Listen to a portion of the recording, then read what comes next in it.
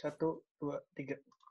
Oh ya Lemal, selamat siang waktu Belanda, selamat sore waktu Indonesia. Assalamualaikum warahmatullahi wabarakatuh. Salam sejahtera bagi kita semua. Om Swastiastu, Namo Buddhaya. Senang sekali kita bisa bertemu lagi di Kabar Alumni Perhimpunan Pelajar Indonesia Wageningen sesi kedua, yang hari ini kita akan membahas tentang bedah kurikulum vitae atau CV dan cover letter. Senang sekali juga saya, Yudi Siahaan, dapat memandu jalannya bincang-bincang ini selama kurang lebih 1 jam ke depan. Saya master student di jurusan Tourism, Society and Environment. Pada kesempatan kali ini sudah juga bergabung dengan kita narasumber utama kita pada hari ini, yaitu Alfia Anjani atau Via. Terima kasih Via sudah menyempatkan waktunya. Halo. Dan di diskusi kita hari ini juga kita sudah kedatangan teman-teman peserta yang nanti di akhir CV-nya akan kita bahas dan kita bedah. Di sini sudah ada Suya, Diki, Nesya, Ranti, dan mungkin nanti akan menyusul ada Reza. Begitu. Sebelum memulai jalannya diskusi, saya mau disclaimer dulu. Mungkin nanti di tengah-tengah teman-teman jaringannya ada yang lag atau unstable, jadi mohon dimaafkan. Tapi nanti semoga hasil rekamannya bisa berjalan tetap dengan baik. Di kesempatan kali ini saya akan memperkenalkan narasumber saya dulu. Via, saya akan membacakan CV-nya dulu ya. Alfia Anjani, atau yang biasa dipanggil Via, adalah salah satu milenial yang tertarik untuk selalu berkecimpung di bidang people performance, development, and well-being. Via sebelumnya bekerja di Ernst & Young Indonesia, bagian Talent Department, dan juga Unilever Indonesia sebagai Talent Advisor. Passion Via di ranah talent and performance ini diapresiasi dengan mendapatkan CEO Award di perusahaan terakhir ia bekerja, Upfield Indonesia, karena kontribusinya menjadi project manager untuk mengeksekusi HR Transition Project dalam proses akuisisi perusahaan. Via menempuh studi S1-nya di Universitas Indonesia, mengambil jurusan psikologi. Didorong oleh keinginan Via untuk terus bekerja di ruang sumber daya manusia, menjadi dasar motivasi Via untuk melanjutkan studi di University of Manchester, jurusan Business Psychology, dan kemarin baru saja selesai di bulan September ya Via. Congratulations. Motivasi ini membuat Via semakin mendalami pengetahuan tentang memaksimalkan potensi individu untuk berkembang di organisasi, bisnis, dan perusahaan. Sebagai penerima beasiswa dari Kementerian Keuangan Republik Indonesia, Via ingin selalu berkontribusi untuk masyarakat luas, khususnya pemuda-pemudi Indonesia, agar dapat menjadi sumber manusia yang bisa bersaing di era globalisasi. Melalui akun Instagram pribadinya, @alfiaanjani, Via sering berbagi tips dan trik secara informal dan ringan untuk mengenali dan mengembangkan diri agar menjadi talenta yang siap berkompetisi di dunia kerja. Jadi teman-teman kalau mau komunikasi pribadi sama Via bisa langsung add Instagramnya. Dan saat ini Via juga sedang aktif untuk berkontribusi sebagai Ketua Bidang Pengembangan Karir dan Talenta di @rumah.millennials. Wah, ini kalau ngeliat CV-nya memang tepat sekali sebagai narasumber yang akan membahas topik kita kali ini. Boleh dong tepuk tangan buat Via. Ya, ya gimana Via? Ada tambahan?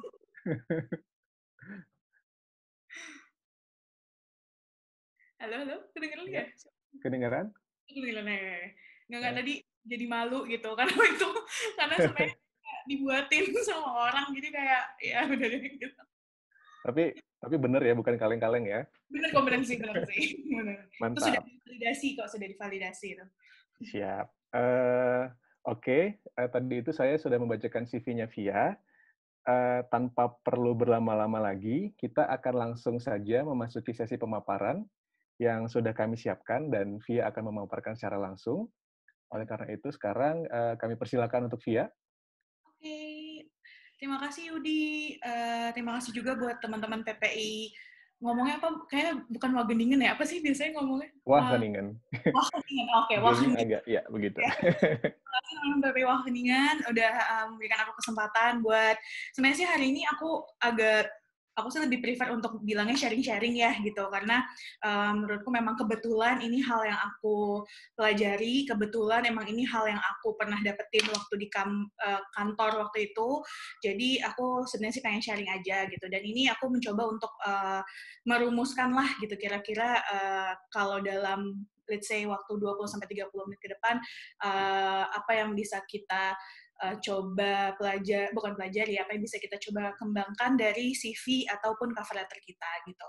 Nah, kalau tadi Yudi udah disclaimer koneksi, aku juga mungkin mau agak disclaimer dikit nih gitu, karena aku kebetulan lagi di rumah tanteku yang lagi ada pembangunan, jadi kalau misalkan nanti ada suara kayak ngeng gitu, maaf banget, semoga suaraku masih bisa kedengeran, tapi kalau misalkan memang nanti suara nggak kedengeran, let me know aja, aku akan coba ngomong lebih kencang gitu ya. Nah, jadi mungkin tanpa berpanjang lebar lagi, aku mau langsung coba minta di-share screen-nya, Vic. Oke, nah ini kebetulan memang kemarin tuh kayaknya sekitar hampir sebulan yang lalu gitu, Viga tuh hubungin gue, katanya melalui Citra ya, Citra ini teman sekamar gue nih, waktu di PK gitu, entah pengen kalau bisa sharing-sharing terkait dengan CV dan cover letter. Sebenarnya sih dalam case ini gue nggak yang terlalu fokus di fresh grad banget sih, ini sebenarnya bisa buat siapa aja dan emang lebih general, tapi nanti in case misalnya teman-teman ada pertanyaan, mudah-mudahan aku bisa jawab kalau misalnya memang berkaitan sama fresh grad atau mungkin personal things gitu, nanti let me know aja. Nah di sini, oh iya, bukan gue yang share. Oke, kalau gitu next week, sorry. Nah ini tadi sebenarnya dibacain sih sama Yudi gitu sebelumnya. Thank you banget Yud. Jadi memang hari ini mungkin gue yang tadi gue bilang di sini gue sharing-sharing karena memang kebetulan gue yang punya sekitar hampir 5 tahun bekerja di bagian HR dan in specific itu sebagai rekrutmen. Jadi memang gue heavy banget di rekrutmen waktu itu. Dan kemarin juga alhamdulillah gue kuliah S2 itu ngambilnya business psychology, jadi most likely gue juga belajar tentang rekrutmen, dan gue emang tertarik banget gitu sama hal-hal yang berkaitan dengan people at work gitu. Jadi human resources, tapi not only related to misalnya kayak human resource as in manajemennya, tapi more into kayak how to develop the individual itself gitu, kayak lebih ke individualnya. Nah, di sini juga gue kebetulan lagi ikut organisasi gitu ya, karena kemarin kan selama setahun kuliah gitu sempat diajakin juga, dan gue emang tertarik banget sih gitu untuk selalu berkecimpung di organisasi di kepemudaan. Jadi memang gue ikutan at Rumah Millennials. Rumah Millennials ini salah satu organisasi sebagai kayak platform organisasi kepemudaan. Nah di sini gue juga akan gue tuh kayak buat suatu program namanya Career Date. Career Date ini sebenarnya sih pengen nge-tap teman-teman pemuda gitu untuk lebih terbuka terhadap karir-karir dunia karir dan juga karir-karir yang ada di mungkin dunia ini gitu. Jadi mungkin kalau teman-teman di sini kan aku percayalah gitu, teman-teman Wageningen kan pasti banyak banget nih yang punya spesifikasi tertentu. In case kalau misalkan mungkin ada Suya, Diki, Nesya, atau Ranti, atau Citra, atau Yudi gitu mau ngomongin tentang karir di dunia tourism, please let me know. Kalau teman-teman tertarik untuk sharing-sharing, nanti kita bisa coba sharing ke teman-teman Rumah Millennials gitu yang memang anggotanya dan juga partisipannya biasanya benar Sabang sampai Merauke banget gitu. Jadi if you guys wanna collab gitu tuh gue terbuka banget, gue akan happy banget. Kita akan ngadain si Career ini setiap 2 minggu sekali, minggu kedua sama minggu keempat gitu. Jadi ya nanti kontak aku aja ya kalau misalnya ada yang tertarik mau sharing-sharing. Sama gue juga lagi ini sih kadang-kadang suka iseng bikin kayak microblog gitu di Instagram gue, masih terkait sama people at work gitu. Jadi memang pengen aja sih nge-share lebih karena kan mungkin banyaknya gue ngerasa ilmu gue nih jatuhnya nanti tuh buat perusahaan gitu kan. Tapi gue tuh pengen on the other side, gue juga pengen ngasih tahu sebenarnya perusahaan tuh minta apa sih dari employee-nya gitu atau dari kandidatnya. That's why gue mencoba untuk membuat si microblog itu di Instagram. Masih merintis sih, doakan aja, atau mungkin kalau misalnya ada masukan juga boleh chat gue aja. Nah, oke, next week. Hari ini gue tuh sebenarnya pengen share itu memang most likely berkaitan tentang CV dan cover letter. Jadi di sini gue mau coba share untuk sebenarnya sih awalnya rekrutmen itu apa, terus sebenarnya CV itu dipakainya di mana aja, terus sebenarnya apa sih CV sama cover letter, bedanya apa, terus kalau misalkan biar CV-nya lebih dilirik sama recruiter tuh gimana, terus sebenarnya rules-nya apa sih untuk nulis CV sama cover letter, terus nanti gue juga akan kasih example-nya. Mungkin example yang di sini nanti gue nggak akan terlalu detail, karena nanti kan kita juga akan ada bedah CV ya, jadi nanti kita akan ngomong detailnya pas bedah CV aja. Oh, sorry, ini gue ada giveaway, itu di apa namanya, diabaikan aja, gue lupa take out. Nah, pertama-tama, sebenarnya kan biar lebih clear dulu nih, gitu. Kenapa sih kita buat CV, gitu? CV itu buat apa sih? CV kan memang berarti apa ya, menjadi salah satu hal yang kita pakai ketika kita melakukan suatu rekrutmen. Betul bukan? Betul. Jadi sebenarnya kalau rekrutmen tuh apa sih gitu. Nah, rekrutmen itu sebenarnya adalah proses suatu company untuk mencari personal-personalnya melalui beberapa asesmen. Asesmennya apa aja, Vi? Asesmennya itu biasanya sih generally mereka ada sekitar 5 asesmen ya. Yang pertama itu application stage, ketika kita CV dan cover letter kita dilihat, atau biasanya kayak pas lagi review. Terus lalu ada preliminary. Preliminary itu apa? Preliminary itu biasanya banyak dipakai sama perusahaan-perusahaan yang cukup besar. Contohnya adalah misalnya BUMN, atau mungkin kalau LPDP pun itu juga, atau mungkin ya misalnya LPDP itu juga ada kan si preliminary-nya, yaitu dengan psikotes gitu. Atau mungkin kalau kita ngomongin misalnya tes BI, itu ada psikotesnya, ada tes kemampuan akademiknya, ada TPA-nya gitu. Ini namanya preliminary assessment. Atau mungkin kayak misalnya waktu gue di Unilever itu gue juga ada gamification tes gitu. Jadi si kandidatnya ini dikasih link untuk ngerjain suatu game. Sebenarnya itu adalah mengukur A, B, C, D, E gitu. Nah, itu preliminary assessment. Lalu yang ketiga, biasanya kan ada interview. Interview itu biasanya kebagi menjadi 3. Interview HR, interview user, sama interview dengan BOD atau Board of Director. Nah, terus yang keempat itu akan ada additional check. Biasanya akan ada medical check up atau mungkin kayak reference check gitu. Jadi ketika misalnya kayak teman-teman diminta untuk ngasih referral, nanti HR akan hubungin teman-teman. Itu biasanya di tahap keempat tuh, di additional check. Lalu yang kelima ada offering. Nah, offering ini juga lumayan tuh susah-susah gampang gitu ya, karena kan memang berkaitan sama kesejahteraan kita di keseharian selanjutnya gitu. Nah, kenapa kenapa orang banyak menekankan pada si CV atau cover letter? Nanti mungkin gue akan share juga kenapa, tapi intinya sebenarnya ya di CV dan cover letter ini akan digunakan di semua tahap dari rekrutmen ini. Nah, FYI, sebenarnya kalau gue boleh share sebagai dari mata recruiter atau dari mata seorang HR, sebenarnya tuh rekrutmen itu sangat penting buat si company itu sendiri. Jadi bukan cuma penting bagi kandidat untuk cari kerja, tapi juga penting bagi kita. Ini kalau gue kemarin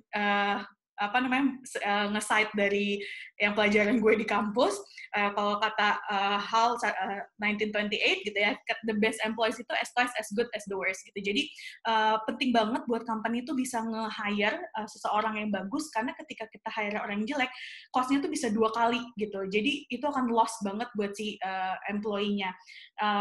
Buat company-nya. Jadi sebenarnya makanya company pun take it very seriously gitu in terms of recruitment. Dan aku mau bocorin dikit aja, biasanya dari HR activities, rekrutmen itu yang lumayan paling banyak cost-nya biasanya. Jadi makanya sebenarnya gue lebih pengen nekanin bahwa rekrutmen ini tuh two-way gitu loh, kayak two-way process. It's not only about the company who select the employee, tapi juga sebenarnya employee juga select company-nya juga. Gitu. Nah, ini yang tadi gue bilang how-nya, pakai several stages, salah satunya di application stage, preliminary assessment, sama interviews. Gitu. Nah, ini yang tadi gue sempat singgung dikit gitu. Sebenarnya CV dan cover letter itu adalah sebagai weapon kita. Kenapa gue bilang sebagai weapon? Karena CV dan cover letter ini benar-benar kita pakai bukan cuman di awal gitu, bukan cuman ketika si recruiternya itu ngecek siapa nih yang mau diundang untuk interview, siapa nih yang mau diundang buat assessment gitu. Tapi itu benar-benar dipakai di seluruh tahap. yang application stage of course itu untuk screen candidates, dan di pre assessment juga ini penting banget karena nanti si recruiters-nya atau mungkin si HR-nya itu akan ngasih assessment yang sesuai sama background kita. Let's say misalnya kayak Yudi gitu, Yudi ngambilnya tourism gitu.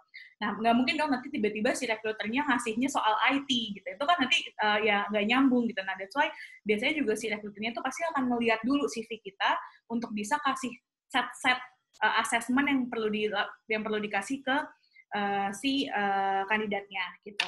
Nah, interviews ini juga sebenarnya penting banget si CV ini. Kenapa? Karena nanti at the end sebenarnya tuh ya during the interview si recruiternya akan megang CV kita gitu.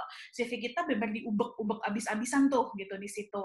That's why CV ini akan menjadi penting even di sesi interview karena itu yang akan jadi pegangan mereka atau pegangan si recruitersnya untuk bisa ngegali kita lebih dalam. Gitu. Nah, mungkin sebenarnya teman-teman udah kebayang sih ya, kalau gue sih malah kayaknya sih kalau gue boleh assumptions gitu, making assumptions, teman-teman sih pasti udah tahu bedanya CV sama cover letter apa gitu. Tapi ini mungkin gue coba share juga dari sisi gue dan mungkin di refresh lagi, siapa tahu ada yang lupa. Jadi sebenarnya CV sama cover letter itu berbeda gitu, karena dia tuh sebenarnya punya dua fungsi yang sebenarnya dibilang mirip tapi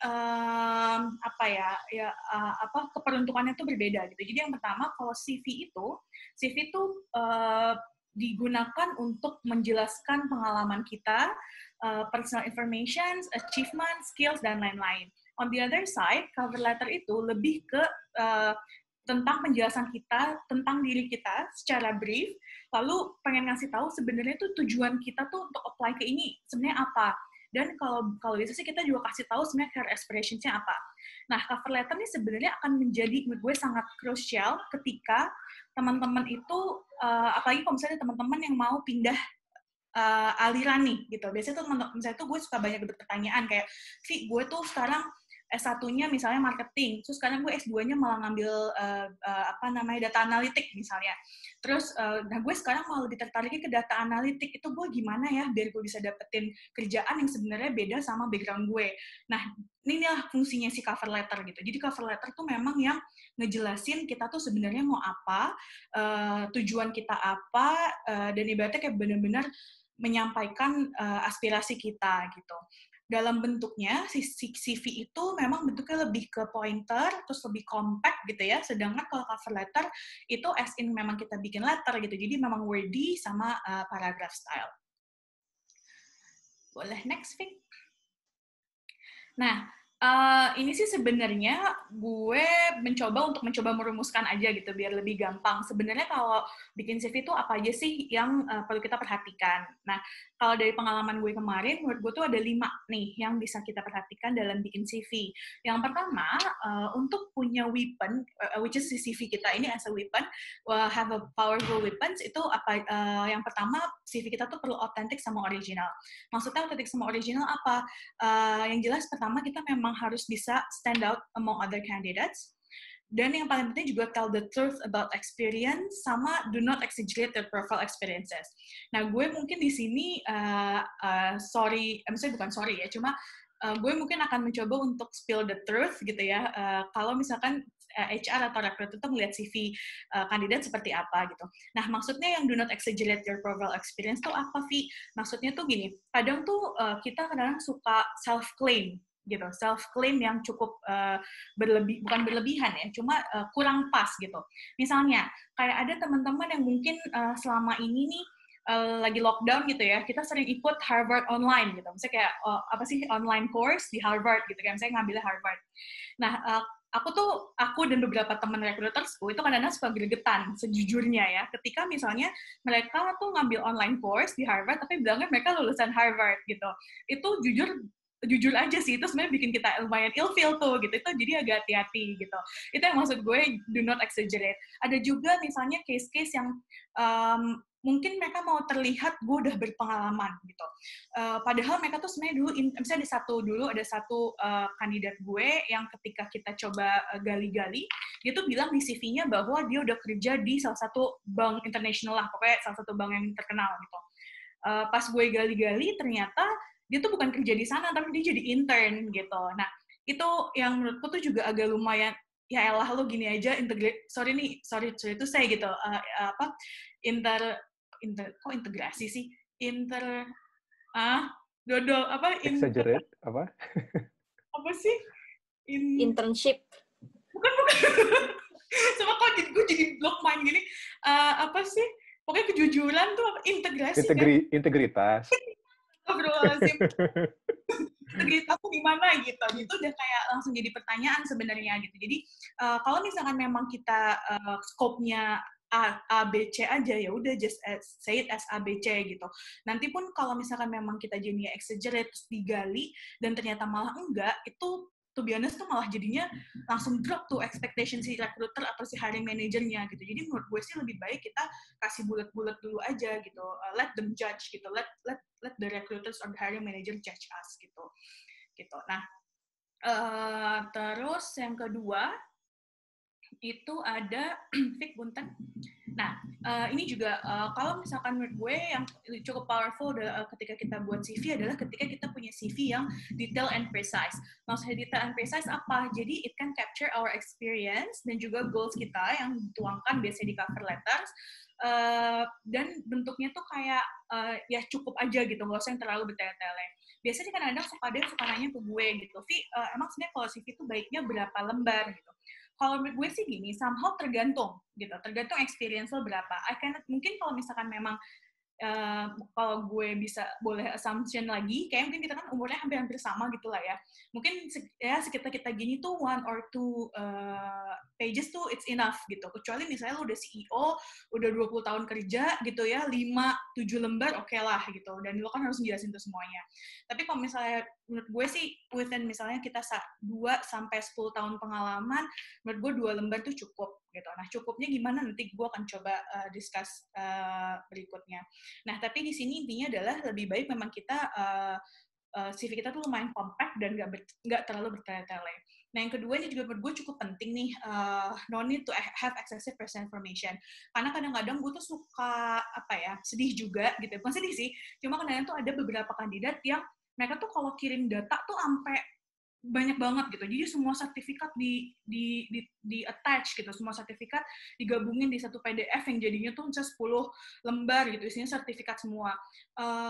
Ini sih in my personal view ya. Kalau misalkan memang si company-nya itu nggak minta misalnya contoh si sertifikat atau nggak minta in detail tentang hal-hal yang nggak ditanya, CV as in CV itu udah cukup gitu. Jadi nggak usah ngirimin sertifikat. Apalagi kalau misalnya sampai kirimin KTP, kartu keluarga, terus apalagi biasa tuh suka dikirimin ya surat keterangan berkelakuan baik gitu SKCK gitu suka dia ngirimin. Nah itu menurut gue nggak perlu sih kalau memang nggak diminta. Sama di CV juga menurut gue, apalagi kalau misalnya kita apply-nya ke lembaga internasional ya, most likely sih mereka tuh cuma mau tahu personal information kita sebatas nama, alamat singkat, nomor telepon, email, that's it gitu. Jadi even gender, hobi dan lain sebagainya itu nggak perlu gitu sih. Jadi kalau misalnya ngasih tahu kayak ada female apa gitu tuh umur gitu juga menurutku nggak perlu dikasih tahu kalau misalkan memang mereka nanya gitu atau dalam bentuk form gitu. Jadi if I can recap mungkin tadi ada 4 ya. Jadi nama, alamat singkat, email, nomor telepon. That's it gitu. Terus nah, ini yang ketiga. Yang ketiga ini menurut gue CV yang cukup powerful dan outstanding.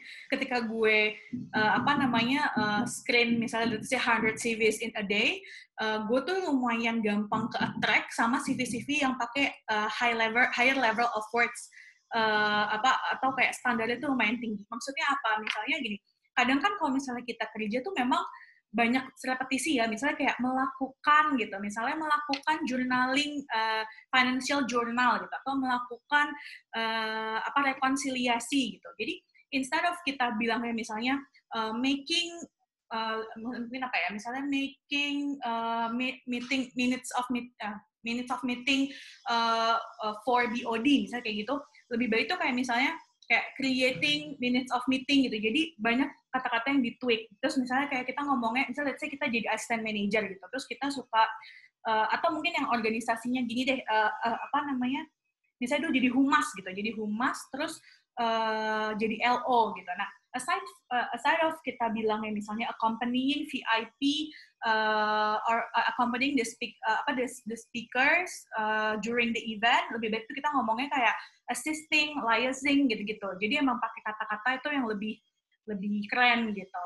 Misalnya kayak ini juga doing nih, misalnya kayak instead of doing weekly reconciliations gitu, kita bisa bilang kayak mungkin kalau weekly reconciliation mungkin making weekly reconciliation, atau mungkin bisa gini, doing approval for apa gitu misalnya. Kita tuh daripada pakai si doing ini, lebih baik kita pakai proceeding gitu. Gue sih believe in Terrasaurus ya gitu. Jadi menurut gue pakai Terrasaurus tuh lumayan ngebantu buat pakai kata-kata yang lebih high level gitu. Nah, terus next, yang keempat itu menurut gue CV penting banget buat bisa untuk bisa user friendly. Maksud user friendly apa? User friendly maksudnya adalah it's easy to be understood by people who read it gitu. Jadi kalau gue sih sangat amat menyarankan kalau misalkan memang kita buat CV, sebelum kita kirim nih ke si company-nya, itu kita minta dulu nih orang terdekat kita, misalnya kayak ya pacar kayak gitu, teman, sahabat, atau siapapun yang lo kira-kira percaya, yang kira-kira lo ya significant others lo lah gitu, yang atau mungkin yang even mereka juga sebenarnya nggak biasa baca CV gitu, misalnya kayak nyokap kita gitu atau bokap kita yang nggak biasa baca CV, coba aja minta mereka baca gitu, karena ketika mereka udah bisa ngerti, oh berarti emang itu gampang dibaca gitu. Jadi ibaratnya ada apa sih peer review dulu gitu lah ya sebelum memang dikirim ke company. Nah, yang maksud terus user friendly ini juga sebenarnya bisa dibilang bahwa kalau bisa di CV itu kita nggak pakai figures, quotes, atau self-quantifying skills. Ini maksudnya apa? Nanti gue akan coba kasih contoh di depannya, tapi intinya, kadang tuh gue suka nemuin CV-CV yang pakai, misalnya kayak pakai pie chart, gitu. Atau misalnya yang pakai grafik. Contohnya misalnya kayak English skills, gitu. Misalnya dari 8, ini 5/8. Jadi kayak ada dot-dotnya gitu, 5/8. Nah itu, kalau menurut gue sih coba di-avoid, karena ketika kita bikin figures atau bikin quotes sendiri, somehow itu tuh nggak terstandarisasi gitu. Jadi atau misalnya kayak contohnya ketika kita bilang English skills advance gitu. Nah, advance tuh advance dalam apa namanya kata siapa, atau mungkin English skills gue misalnya kita punya 3 bahasa gitu lah, bisa bahasa Inggris, bisa bahasa Spanyol, bisa bahasa Arab, bisa gitu. English skills-nya kita bilangnya 5/10, misalnya Inggrisnya 8/10, Spanyolnya 7/10, Arabnya 5/10. Nah, ini tuh kalau bisa jangan dipakai nih yang kayak gini. Karena itu tuh nggak terstandar gitu. 10-nya 10 siapa? Lo bisa bilang 8/10 dari mana? Nah, kalau misalkan memang kita mau bikin as a kuantitas, gitu, misalnya kuantitas apa di kuantitatif gitu ya, jadi kayak yang emang mau ngasih unjuk bahwa memang terstandarisasi, ya pakai angka-angka yang udah terstandar. Misalnya, lo pengen nunjukin nih bahasa Inggris lo tuh bagus banget gitu, ya udah lo masukin IELTS lo gitu, jadi misalnya IELTS lo 8/9, nah itu lo udah nggak perlu ditanyain ya, gue juga tahu berarti bahasa Inggris lo bagus gitu. Jadi instead of lo ngomong advance atau kita ngomongnya misalnya good atau apa gitu, jadi lebih baik kita ngasih yang udah terstandar. Misalnya, atau misalnya kalau misalkan bisa bahasa Netherlands, ya boleh misalnya kalian nih gitu, misalnya teman-teman Wageningen nih gitu, misalnya bisa bahasa Belanda gitu, nah itu boleh aja dimasukin kalau misalnya memang kalian belum ambil sertifikasi, at least misalnya kasih tahu misalnya kategorinya, misalnya jadi conversational, bisnis atau apa gitu, jadi kayak lebih baik yang kategorisasi gitu daripada pakai angka gitu. Nah, next, yang kelima, ini tuh penting banget untuk menurut gue CV yang powerful itu bisa strike on specific target. Maksudnya apa? Strike on specific target ini, CV itu memang harus bisa memenuhi demand atau memenuhi karakteristik dari pekerjaan yang memang diinginkan gitu. Karena setiap industri, setiap roles itu tuh bisa beda demand-nya. Jadi memang penting banget buat kita itu untuk bisa tahu role sama industri yang memang kita mau apply gitu. Kalau misalnya memang dibutuhkan, buatlah CV sesuai sama job yang lo mau apply. Contohnya, misalnya kayak gue nih, misalnya as an HR gitu ya.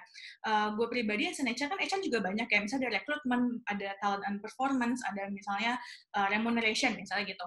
Nah, mungkin gue tuh bisa tiap posisi itu tuh dicarinya beda-beda. Misalnya ketika memang gue rekrutmen, itu gue akan masukin pengalaman-pengalaman gue yang terkait sama rekrutmen. Kalau misalnya tentang talent and performance, ya gue akan masukin pengalaman gue yang tentang talent and performance. Nah, mungkin ini juga kadang suka menjawab pertanyaan-pertanyaan, misalnya gini, Vi, kalau misalkan gue punya, kalau misalkan achievement atau organizational experience yang perlu gue masukin, itu sejauh apa sih, Vi, gitu. Kalau misalnya gue pas SMA perlu nggak? Atau pas gue kuliah perlu nggak, gitu. Kalau misalnya kayak kita udah kerja 5 tahun gitu ya, let's say. Perlu nggak? Menurut gue jawabannya adalah bukan masalah timeline-nya, tapi menurut gue adalah seberapa relevan si pengalaman itu sama yang lo mau, sama si pekerjaan yang mau apply. Ini gue ngambil contoh misalnya lumayan ekstrim ya. Misalnya ketika ada temen gue itu ngambilnya S2 ini, dia ngambilnya memang business management. Business management kan lumayan broad ya gitu. Range-nya gitu yang dipelajari itu lumayan broad gitu. Jadi dia belajar finance, belajar supply chain, belajar HR juga, belajar mungkin marketing juga. Nah, kebetulan sebagai fresh grad, dia mau coba untuk, ya udahlah yang penting gue coba-coba dulu aja, toh gue sebenarnya emang belum punya pengalaman. Nah, ketika memang mau apply, let's say misalnya ada 2 posisi yang mau apply. Yang pertama marketing, lalu yang kedua posisinya finance gitu ya. Nah, ini tuh perlu kita coba pilih-pilih gitu, organisasi pengalaman apa yang perlu kita masukkan ketika mau apply ke finance, pengalaman apa yang mau kita masukkan kalau mau kita apply ke marketing. Let's say misalnya waktu SMA gue pernah jadi mungkin misalnya jadi school ambassador gitu misalnya, kayak school ambassador di majalah Hai gitu misalnya. Nah, ini tuh perlu dimasukin nggak CV? Nah, gue akan tanya balik, lo mau apply-nya ke yang mana? Kalau misalkan emang lo mau apply ke marketing, lo masukin tuh pengalaman waktu SMA, si majalah Hai itu. Tapi kalau misalkan memang lo mau masuk finance, menurut gue sih nggak perlu, karena nggak relatable gitu. Jadi sebenarnya tuh si CV kita tuh bisa kita tweak lagi, mana yang kira-kira memang kita butuhkan untuk dimasukin, mana yang enggak gitu. Jadi memang most likely untuk CV itu lebih baik kalau misalnya kita ada beberapa posisi yang kita mau coba apply, lebih baik kita punya masing-masing CV-nya gitu. Kita coba aja bikin formatnya satu buat marketing. Bertingkat gitu. Kalau rumahnya apartemen di atas itu referensi nggak boleh. Next kali, Vic. Nah, sebenarnya sih ya, sebenarnya menurut gue tuh kalau gue bilang rules, ya kayak no such rule to write a CV or cover letter, tapi yang paling penting adalah a good CV is the one who can capture yourself. Jadi kalau gue tuh mikirnya ya, CV itu tuh kayak fotograf gitu. Jadi kayak the more you fit the picture is the better for directors to know you gitu. Jadi ibaratnya gini, misalnya kayak gue belum ketemu nih sama Ranti gitu misalnya ya. Kan kalau misalnya kan kayak, kita ketemuan ya Ran, gue ngasih foto lo dulu deh gitu. Kan lebih baik emang ngasih foto gue yang mukanya jelas dong gitu. Bukan yang kayak gue ngasih foto yang belakangnya Candi Borobudur, gue nya cuma seupret gitu. Jadi memang lebih baik CV itu emang nunjukin kita, bukan nunjukin kayak surrounding kita. That's why yang tadi gue bilang, kita memang perlu make our CVs outstanding, karena biar si recruiters itu bisa ngelihat kita lebih baik gitu. Dan ini tuh pun jadi crucial karena again ya, maksudnya from the side of recruiters atau HR, I can say kita tuh ngeliat CV udah kayak benar-benar literally bisa selewat gitu. Kalau gue boleh jujur, kadang-kadang tuh gue baca CV within less than a minute, gue udah tahu mana yang gue akan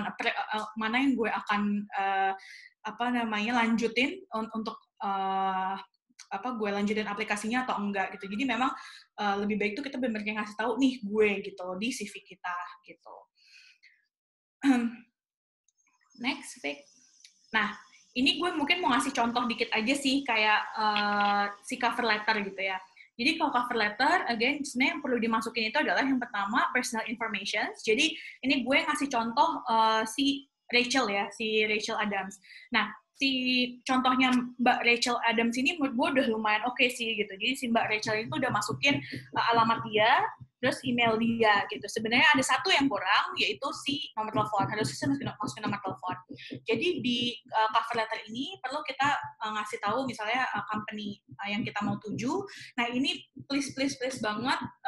Tapi gue percaya sih mungkin teman-teman Wageningen mah mudah-mudahan nggak melakukan kesalahan ini ya. Tapi gue tuh sering banget dulu waktu gue di terutama waktu gue di EY ya, itu gue sering banget tuh dapat CV atau dapat email gitu yang to-nya itu Dear Recruiter of si KAP yang 3 huruf gitu. Jadi bukannya malah EY, tapi dia ngasih namanya salah gitu.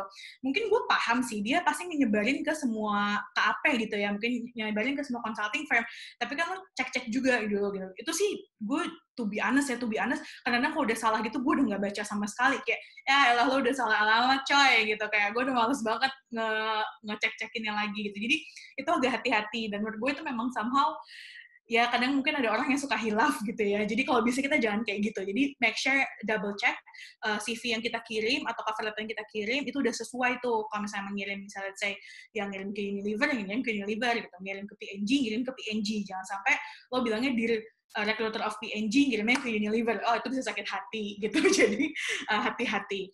Lalu di CV ini sebenarnya penting untuk kita kasih tahu posisi yang mau kita apply. Apalagi misalnya kita di dalam ngirim cover letter ini atau dalam ngirim CV, kita nice try nih. Nah, cover letter ini sangat penting nih. Misalnya kayak kita tahu bahwa mungkin let's say kita mau masuk consulting gitu ya. Misalnya BCG lagi nggak buka lowongan, tapi kita pengen banget gitu masuk BCG. Menurut gue tuh nggak masalah buat kita nyoba loh gitu. Maksud gue kirim aja. Nah disinilah perannya si cover letter untuk kita bisa ngasih tahu kita mau apply, kita mau coba apply ke BCG dan kasih tahu posisi yang kita mau apply itu apa gitu. Nah di sini ini contohnya si Mbak Rachel ya. Si Mbak Rachel ini bilang kan dia tuh mau masuk atau mau apply jadi truck driver gitu di Transforce Inc. Nah dia juga ngasih tahu nih, jadi yang keempat ini kan dia akan ngasih alasan kenapa kita mau apply ke posisi tersebut. Di sini nih si Mbak Rachel juga ngasih tahu dia pengen banget apply ke sini karena dia memang pengen discover pengalaman yang dia udah punya menjadi truck driver gitu. Nah ini juga Mbak Rachel ini menurut gue lumayan contoh yang oke karena dia juga ngasih tahu background sama experience-nya dia apa. Nah di sini juga mungkin kalau teman-teman nanti bikin cover letter, mungkin teman-teman juga bisa kasih tahu tuh misalnya mau apply jadi marketing kenapa? Karena kita interest di sini karena bla bla bla bla bla gitu. At least sih mungkin kita menyampaikan interest kita sama menyampaikan pengalaman yang membuat kita interest. Jadi mungkin kalau gue boleh highlight di sini ya, ini tuh akan jadi sangat penting sebenarnya buat recruiters atau buat HR atau buat hiring manager. Ketika misal kalian bilang tertarik, itu tuh ada empirical reasons behind that gitu. Jadi misalnya gini, kayak gue atau mungkin gue tuh pengen jadi finance karena waktu gue di Wageningen misalnya gitu ya, waktu gue di Wageningen gue di PPI tuh jadi bendahara gitu dan gue enjoy banget tuh gue ngerjain itu waktu gue jadi bendahara di PPI. Jadi that's why gue pengen banget ke depannya gue jadi treasurer juga di suatu company gitu. Nah itu yang penting juga sebenarnya buat recruiter tahu gitu ya, karena kalau misalkan memang iya gue tertarik, misalnya gue tertarik jadi di manufacturing gitu, tertariknya kenapa? Kalau misalnya kayak ya kayaknya tertarik aja, habis kayaknya suka. Nah itu sebenarnya agak-agak nggak preferable sih gitu. Jadi kalau misalnya memang kita tertarik sama suatu hal, menurut gue akan lebih baik ketika memang kita ngasih tahu tertariknya kenapa, dan apalagi kalau misalnya memang kita udah punya exposure sebelumnya gitu. Terus sama, gue mau tambahin, sebenarnya kalau menurut gue penting juga buat kita ngasih tahu tentang karir aspirasi kita. Maksudnya gimana karir aspirasi adalah, misalnya kita mau apply di mungkin startup gitu ya, startup company. Perlu tuh kita ngasih tahu kayak kenapa sih kita mau apply di startup company. Misalnya let's say gue pengen jadi marketing gitu ya, terus gue tuh sebenarnya oke, kenapa gue apply jadi marketing assistant dulu, karena gue tuh emang punya mimpi gue pengen jadi marketing director in the future gitu. Jadi di cover letter ini tuh kita juga perlu ngasih tahu visi kita tuh ke depannya apa sih gitu, karena sebetulnya recruiter atau mungkin hiring manager itu would like to have someone who have got some willingness gitu ya, willingness sama memang orang yang udah punya tujuan ke depannya apa. Jadi bukan cuman growing the company, tapi juga we can grow the employee as well gitu. Jadi kelihatan gitu lo tuh mau apa sih di sini. Sama yang penting juga itu sebenarnya ngasih tahu si contact information-nya. Dan di sini menurut gue kita bisa nambahin nih, sayangnya Mbak Rachel nggak ngasih tahu. Misalnya kayak di bawahnya menurut gue sebagai penutup tuh kita bisa bilang bahwa if let's say that you're interested with my profile, you can contact me through my emails di sini or my phone number di bla bla bla bla bla gitu. Ke situ sih. Ini contoh si cover letter. Oke, next. Nah, ini adalah contoh sebenarnya CV sih. Jadi kalau misalnya menurut gue sih sebenarnya gini, CV tuh nggak ada pakemnya sih, lo mau gimana, lo mau bentuk apa. Tapi kenapa gue nunjukin 3 CV ini? Karena menurut gue 3 CV ini yang paling menurut gue easy to read gitu. Karena at the end menurut gue CV itu is all about your experience gitu. Kecuali lo emang apply buat posisi let's say designer, lo posisi mungkin graphic design atau arsitek atau apa, mungkin boleh tuh CV yang kayak wah heboh ada gambar sana sini ya. Tapi kalau misalkan memang kita bukan yang kayak ke arah desain, menurut gue sih these 3 CVs itu menurut gue udah lumayan bisa jadi contoh buat template gitu. Karena at the end sebenarnya yang akan dilihat adalah bacaannya gitu, bukan si desainnya gitu. Terus kalau misalnya ada pertanyaan, Vi, gue mau ngikutin si Mas Tyler nih pakai foto, atau gue mau ngikutin si Mbak Nadia nih nggak pakai foto. Menurut gue ask yourself mana yang buat lo lebih pede gitu. Kalau lo lebih pede pakai foto, go ahead gitu. Tapi please di note bahwa ya fotonya juga nggak usah aneh-aneh gitu. Kalau biasa sih fotonya yang kayak si Mas Tyler ini lumayan nih, jadi background-nya polos, terus ya udah gitu, biasa aja, terus kayak nggak usah yang sudut tubuh, jadi kayak yang close up gitu. Kenapa gue bilang polos aja dan nggak usah kayak ada background gitu? Ya sebenarnya again si CV ini kan sebenarnya pengen ngasih tahu lo ya gitu, pengen ngasih tahu lo bentuk muka lo kayak gimana gitu, bukan yang kayak gue pernah jalan-jalan di mana gitu. Kadang-kadang gue suka agak menyayangkan sih kalau misalnya biasanya ini teman-teman yang abis pada di luar negeri nih kayak fotonya di belakang Eiffel Tower gitu kayak, dan itu malah jadi fotonya kecil gitu, Eiffel Tower-nya lebih gede. Kayak mohon maaf Mbak, saya udah tahu kalau Eiffel Tower bentuknya gitu, saya mau tahu Mbaknya seperti apa gitu. Jadi menurut gue sih contoh si Mas Tyler nih atau si yang satu lagi siapa nih namanya agak ketutupan, si Mbak Natali nih juga udah oke lah gitu. Jadi ya yang sewajarnya aja gitu. Nanti gue akan ini lagi ini ya nextnya pas kita ngomongin aja. Oke. Nah, ini gue ngasih tahu contoh yang menurut gue sangat tidak easy to read gitu. Gue ngasih 2 ini kenapa? Yang pertama, misalnya kita lihat yang abu-abu ya, sebelah kiri dulu. Mungkin memang dia ini kan bilangnya graphic designer ya. Oke, nggak apa-apa, lo mungkin mau menunjukkan lo kreatif.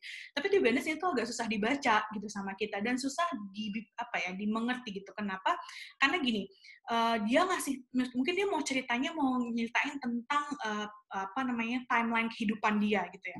Dia masukin birth 1991 gitu, high school 2005, 2006 design inspirations, terus tiba-tiba 2013 join your team. Mohon maaf, di samping Anda pede banget mau langsung join your team gitu kan, tapi kayak ini tuh nggak apa, maksudnya lo sekolah di mana kagak jelas gitu, lo university biographics di mana juga kagak jelas gitu kan. Jadi ini tuh sayang banget gitu. Jadi kenapa sih nggak dibuat kayak ya udah yang biasa aja gitu. Mungkin itu sih, mungkin kalau misalnya teman-teman mau agak-agak out of the box boleh gitu. Tapi mungkin ya again rules si 5 tadi tuh yang penting easy to read.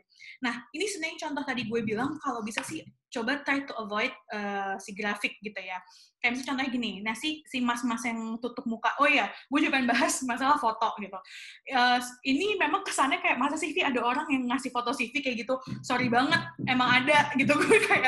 Gue ada beberapa kali yang ngasih foto itu kayak gitu. Atau mungkin, gue nggak ngerti, mungkin dia memang suka banget band metal ya, tapi kayak poningnya tuh literally segini gitu, kayak literally segini. Jadi kayak astagfirullahaladzim. Dan itu sebenarnya jadi salah satu universitas ternama di Indonesia gitu. Maksud gue lumayan malu sih gue, kayak apa nih maksudnya apa gitu. Jadi ya ini jangan dicontoh foto kayak gini. Nah ini balik lagi, gue kalau misalnya masalah grafik ya, nah yang grafik kayak gini sebenarnya menurut gue agak disayangkan karena memang again gitu, nggak terstandarisasi. Misalnya kayak si mas-mas ini ya, dia pengen bilang bahwa mungkin skill brandingnya dia tuh bagus gitu, even above average, karena kan dia bilangnya dia sih mau mencoba nulisnya 5 dari 8 gitu kan.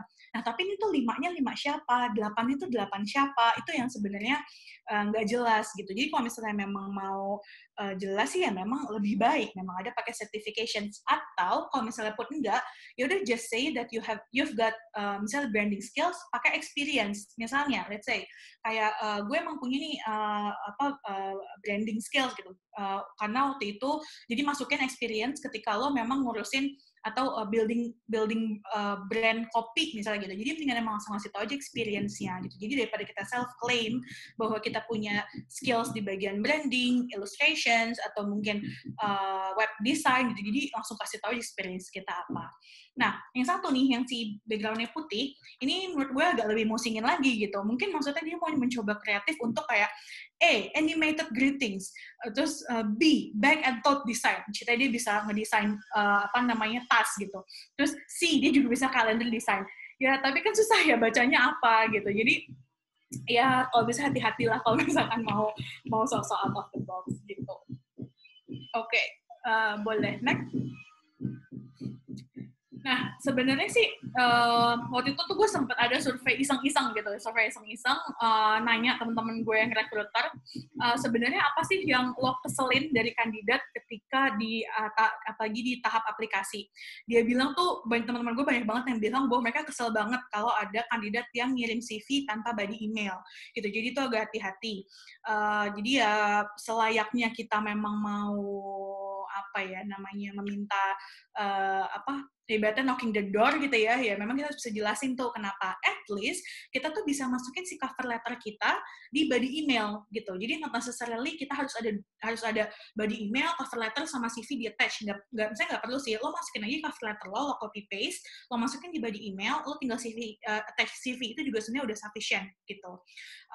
Lalu yang tadi gue bilang, teman-teman rekruter gue tuh kesel banget kalau misalkan ada orang yang mention company lain gitu, mau apply ke EY bilangnya malah Dear PwC gitu, itu kan agak kesel ya gitu. Nah, atau sebaliknya gitu, mau ke PwC ngomongnya malah Dear EY gitu. Terus yang ketiga, sending excessive documents, ini kayak ngirimin tadi gue bilang KTP, sertifikat dan lain, kalau misalnya emang nggak dibutuhkan nggak usah kirim dulu gitu, karena somehow we need to put ourselves in recruiters atau HR shoes juga gitu, karena ibaratnya ketika 100 kandidat kirim semua dokumen itu, yang ada dia juga akan males dong bukain satu-satu gitu. Nah, ini juga penting banget. Nah, yang poin 4, contact information is not updated. Ini mungkin kita kadang-kadang suka kejadian nih sama teman-teman yang baru balik dari luar negeri gitu. Kadang-kadang mereka suka masih ngirim CV-nya nomor yang pakai plus 31 gitu atau plus 44 gitu. Padahal kita udah balik ke Indonesia. In my personal suggestion, gue sih kalau misalkan memang misalnya kita akan mau balik nih sebentar lagi, kalau misalkan memang kita belum punya nomor Indo, at least menurut gue lo masukin email aja atau tekenin ke si recruiternya di body emailnya bahwa contact me through email gitu, karena daripada misalnya si mbak-mbak atau mas-mas recruiternya mencoba nelfon kita ke nomor kita di luar negeri tapi nggak bisa nyambung, malah takutnya ya susah aja sih gitu. Maksudnya karena again ya, to be honest nih, kalau gue boleh jujur lagi, waktu gue dulu waktu gue jadi recruiter, kadang-kadang tuh kalau misalnya ada orang yang ngasih nomor luar, terus gue coba telepon udah nggak aktif, gue kadang-kadang udah malas, kayak bisa-bisa udah deh ntar aja, gue yang nggak terlalu prioritasin jadinya gitu. Jadi karena emang masih banyak kandidat yang bisa lebih gue hubungin gitu. Sama ini pengalaman gue pribadi, gue pernah ngasih nomornya kurang 1 gitu. Jadi itu gue goblok banget sih sebenarnya, kayak jadi gue harusnya 08 111 8 2 30, nah itu gue 2-nya kurang 1 gitu, dan itu kan jadinya nggak nyambung ya. Itu gue sampai kayak dibilang untuk tuh sama rekruternya, gue hampir-hampir nggak mau dihubungin lagi karena emang nomornya jadinya nggak aktif terus gitu. Jadi hati-hati. Sama yang kelima, ini juga menurut gue lumayan penting gitu. Jadi kalau misalkan nih teman-teman pengen apply ke suatu perusahaan tapi bingung gitu mau apply-nya ke apa aja, atau mungkin teman-teman punya adik-adik gitu ya yang fresh grad terus kayak gue nggak tahu mau play apa, jadi kayak saya siap bekerja di mana saja untuk posisi apa aja, nah itu agak hati-hati gitu. At least misalnya kalau misalnya emang kita terbuka nih, kita open kok mau di mana aja, at least kita kasihlah tiga pilihan gitu buat HR itu ngasih ke kita. Misalnya satu terkait sama quality, misalnya kita teknik gitu ya jurusannya, at least kita tentang quality assurance, role yang berkaitan sama quality assurance, berkaitan sama manufacturing, sama berkaitan sama research and development misalnya gitu. Jadi at least kasihlah mereka pilihan. Jadi ketika memang kita perlu mismatch si profil si kandidat dengan posisi yang ada, kita tuh bisa jelas, berarti Diki ini maunya at least antara quality assurance sama ini gitu. Jadi at least kasih pilihan ke mereka gitu. Oke, next. Nah, ini sih sebenarnya gue kemarin tuh sempat ngobrolin sama teman gue di kampus gitu ya. Jadi sebenarnya it's not necessarily my quotes, tapi lebih ke perumusan gue dan teman-teman gue.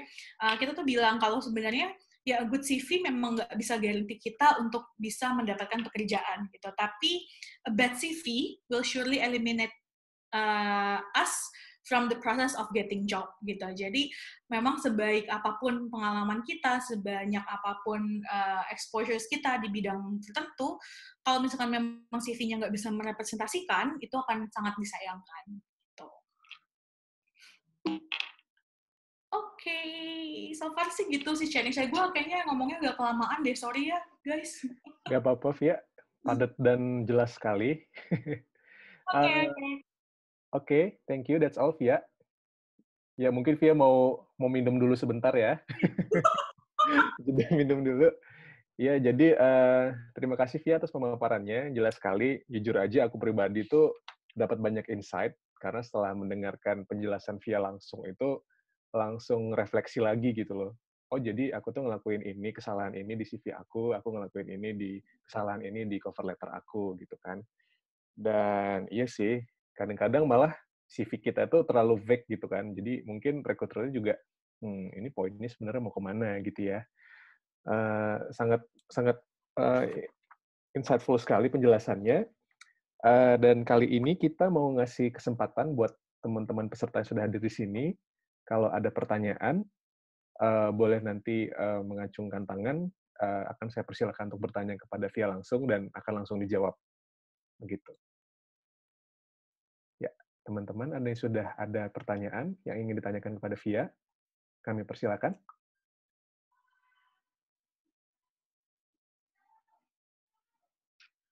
Gimana? Atau mungkin ada yang belum jelas gitu tadi?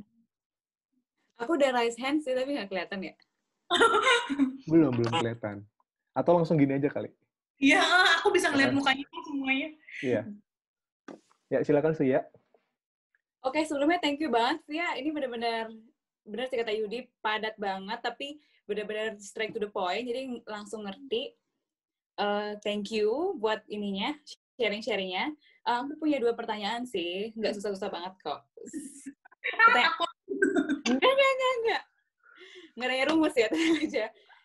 Aku mau nanya sebenarnya untuk di CV itu about me itu penting nggak sih? Misalnya kayak I'm willing to learn, I'm fast adapt person, something like that, tuh penting nggak sih sebenarnya ditaruh di CV? Soalnya aku tuh bukan tipe orang yang gampang naruh kata-kata kayak gitu loh. Nah, terus pertanyaan yang kedua, Via sebagai recruiter ini selama ini ngelihat kesalahan yang frequent mistake dari teman-teman yang lulusan S2 di luar negeri itu apa sih? Kadang kan, sorry to say, mungkin kadang-kadang, mungkin aku juga kadang ngerasa overqualified kayak gitu kan, tapi kadang apa sih kesalahan-kesalahan atau sesuatu yang sebenarnya disayangkan dari pelamar-pelamar S2 lulusan luar negeri khususnya gitu sih. Thank you. Thank you, Suya. Mau langsung dijawab aja sama Via? Langsung jawab aja kali ya. Okay, ya. Jadi yang untuk pertanyaan pertama itu in terms of about me ya. Nah, memang sebenarnya tadi gue bilang sih, jadi gini, kadang tuh gue agak kadang si about me ini suka agak disalah kaprahkan untuk orang tuh suka meng-self-claim gitu. Kalau gue pribadi sih gitu ya, kalau gue pribadi as a recruiter, gue tuh lebih gini, untuk about me-nya, gue mungkin langsung kasih tahu in practical ya. In practical, about me itu sebenarnya lebih ke ngomongin tentang pertama, background kita apa, lalu yang kedua, current activity kita apa, lalu yang ketiga, kita tuh in the future mau apa gitu. Jadi ibaratnya ini tuh kayak tenses gitu, past, present, future gitu. Kalau misalkan memang sih ada beberapa orang yang kayak nulisnya tuh I'm willing to bla bla bla bla, good analytical skill bla bla bla bla bla. Kalau gue, to be honest, I'm not a person yang prefer untuk self-claim gitu. Karena kan menurut gue kayak lo good analytical skill, lo motivated, itu kan sebenarnya self-claim ya. Kalau menurut gue lebih baik lo tuh tunjukin aja gitu, di experience lo gitu. Jadi, instead of kita ngasih tahu kata-kata sifat, menurut gue sih kasih aja facts di about me-nya. Mungkin kalau gue boleh ngasih contoh, misalnya kayak gue, mungkin case-nya gue kali ya, misalnya kayak background gue apa, misalnya kayak a master business psychology student, misalnya master business psychology graduates who has got, let's say, 2 years experiences in blah blah blah blah blah blah blah blah. Currently looking for a job, misalnya looking for a job, atau mungkin kayak sekarang lagi ada currently looking for a job related to misalnya HR and actively involved in rumah milenial, misalnya kayak gue lagi di rumah milenial atau kalian misalnya di PPI Wageningen gitu ya, terus kasih tahu. Nah, kalimat ketiganya really looking forward to develop careers in, misalnya kayak kasihlah 3 gitu, misalnya kayak talent and performance ini dan ini gitu. Jadi lebih ke situ sih gitu, instead of kita masukin si kata-kata sifat gitu. Kalau jadi menurut gue sih kunci, gue tuh pernah dikasih tahu sama kayak mentor gue gitu ya, somehow tuh we don't need to claim what we have, let them judge who we are aja sih gitu, by showing them our capabilities gitu, lebih ke situ. Semoga menjawab ya Suya ya. Lalu yang kedua, kalau misalnya lulusan luar negeri yang disayangkan apa? It's a tough question to be honest gitu. Karena menurut gue gini, karena mungkin case-nya tuh menurut gue common mistake sih nggak ada gitu. Tapi kalau gue boleh kasih contoh misalnya yang lumayan bikin agak naik pitam gitu ya, gue dan teman-teman recruiter gue gitu, misalnya kalau teman-teman S2, somehow tuh memang kadang gini, ada beberapa orang yang they think pursuing master degree tuh mereka jadi segalanya gitu. Padahal sebenarnya menurut gue at the end ketika kita ngomongin company gitu, ketika kita ngomongin business, we would like to have someone who can join us and who can contribute to us as soon as possible. Jadi bukan dengan bukan dengan apa ya, maksudnya bukan dengan sertifikat kita, bukan dengan gelar kita. No, we're really looking forward to have someone yang memang ketika kita cemplungin itu bisa langsung lari. Jadi sorry to say, ini mungkin emang agak bitter truth. Kalau misalkan memang ada, misalnya gue sebagai recruiter nih, ada orang yang lulusan S2 tapi belum punya pengalaman, sama dia cuma S1 tapi pengalaman 5 tahun. Mungkin gue lebih prefer untuk pilih yang 5 tahun, apalagi emang si posisinya related gitu ya. Gitu sih. Jadi kadang-kadang tuh gue agak menyayangkannya teman-teman yang S2 ini suka banyak yang gue udah S2 jadi gue lebih pantas dipilih. Sebenarnya sih not necessarily gitu, tergantung aja apakah memang lo punya pengalaman yang related atau enggak gitu. Jadi ya itu sih, lebih ke situ sih menurut gue. Ya. Thank you Via. Thank you Suya pertanyaannya, semoga menjawab. Teman-teman ada lagi yang ingin bertanya? Mungkin satu penanya terakhir ya, karena kita juga strict sama waktu. Oke, Ranti, silakan. Ya, oke. Sebelumnya Via makasih banyak. Ini mencerahkan banget sih buat saya, terutama yang fresh grad dan yang menghadapi dilema itulah, bener sih apa yang kau bilang tadi. Nah itu saya mungkin kalau ini pengulangan, sorry, tapi kayak just to make sure. Ini pertama tentang foto itu, it means yang tadi kamu diliatin contoh kan yang si Mas Tyler yang backgroundnya polos tuh lebih preferred, tapi it doesn't have to be like pas foto yang kaku gitu, atau yang apakah bolehkah yang sebenarnya oke lah, yang penting backgroundnya kita blur atau gimana, yang penting wajah kita clear apa gimana. Itu yang kedua. Emang misalnya tadi sih aku dengar itu juga pencerahan banget kalau ternyata ya di CV itu masukin aja benar-benar pengalaman yang related dengan apa yang kita apply. It means kalau misalnya saya merasa oke, pengalaman di tahun-tahun kita pas kuliah itu ternyata peningkatan soft skill kita banyak di tahun itu, tapi mungkin ke tahun 2020 sekarang kan udah agak, misalnya udah 7 tahun, 6 tahun lalu gitu kan. Nah, ada yang bilang, oh ya, kalau di CV cantumin aja misalnya yang 5 tahun ke belakang, karena misalnya yang 2013 sudah kejauhan misalnya gitu. Nah, itu gimana sih? Ya, oke. Langsung gue jawab aja kali ya. Oke, jadi yang pertama terkait dengan foto. Langsung dijawab aja ya, Via. Apa? Sorry, kenapa itu? Ya, langsung dijawab. Sorry, sinyalnya nge-lag. Ya, jadi kalau terkait dengan foto, bener banget sih, Ranti gitu. Menurut gue, kalau misalkan memang polos, tapi pas foto, coba lihat dulu aja sih pas fotonya seperti apa gitu. Karena kan sebenarnya kalau pas fotonya tadi si Mas Tyler kan, dia pas foto tapi masih kayak senyum gitu kan, masih enak gitu. Kalau bisa sih emang pas foto juga pas foto yang masih friendly gitu ya. Jadi sebenarnya gini, kalau menurut gue ada beberapa pertimbangan yang bisa kita pikirin apakah kita mau pakai foto atau enggak. Yang pertama menurut gue adalah kita coba cek dulu aja gitu, apakah memang role ini tuh berkaitan sama appearance kita atau enggak. Misalnya, kayak kita mau apply sebagai mungkin misalnya brand ambassador gitu, atau mungkin misalnya mau jadi customer service gitu, atau mungkin mau jadi government relation. Nah, menurut gue tuh mungkin perlu tuh kita masukin sebagai foto. Karena kenapa? Karena kan we are going to be a company's representative, right? Gitu. Jadi mungkin memang foto akan jadi penting buat company. Tapi mungkin misalnya kita mau jadi finance-nya yang kita tahu mungkin 9 to 5 kita kan di depan meja, ya kayaknya sih nggak pakai foto, nggak usah lah, nggak apa-apa gitu. Itu yang pertama. Lalu yang kedua, kita coba bisa lihat juga apakah foto ini sebenarnya bisa menunjukkan ibaratnya kayak merepresentasikan diri kita nggak ya. Misalnya kayak gue nih, kalau gue sih pengennya orang tuh menilai gue sebagai seseorang yang friendly, seseorang yang emang supel. Jadi mungkin kalau gue naruh foto, gue akan pilih gue ada nggak ya foto yang emang nunjukin gue banget gitu. Jadi jangan sampai kayak gue tuh sebenarnya orangnya friendly, tapi gue tuh kalau foto jelek gitu, gue tuh kalau foto jutek gitu, udahlah mendingan nggak usah gitu. Jadi menurut gue tuh pilih yang memang menurut gue bisa merepresentasikan. Pun kalau misalnya nih kayak, atau on the other side sebaliknya gitu, gue sebenarnya orangnya nggak mau yang ini banget sama orang gitu, bukan yang bisa going well sama orang. Jadi gue emang tipe orang yang individualis dan nggak ini ya, tapi gue di fotonya ketawa-tawa doang. Menurut gue sih nggak usah juga gitu. Jadi daripada orang juga jadinya mispersepsi pertama. Lalu mungkin yang ketiga ya tadi yang gue bilang sih, apakah memang si foto ini bisa menunjukkan kita dengan baik atau enggak gitu sih. Jadi kalau misalnya ngomongin kayak pas foto kayak visa gitu, kalau bisa emang jangan sih gitu. Nah, mudah-mudahan dijawab ya Ranti ya yang pertama. Lalu yang kedua tadi pertanyaannya tentang timeline gitu ya, maksudnya kalau masukin CV tuh yang 5 tahun ke belakang aja.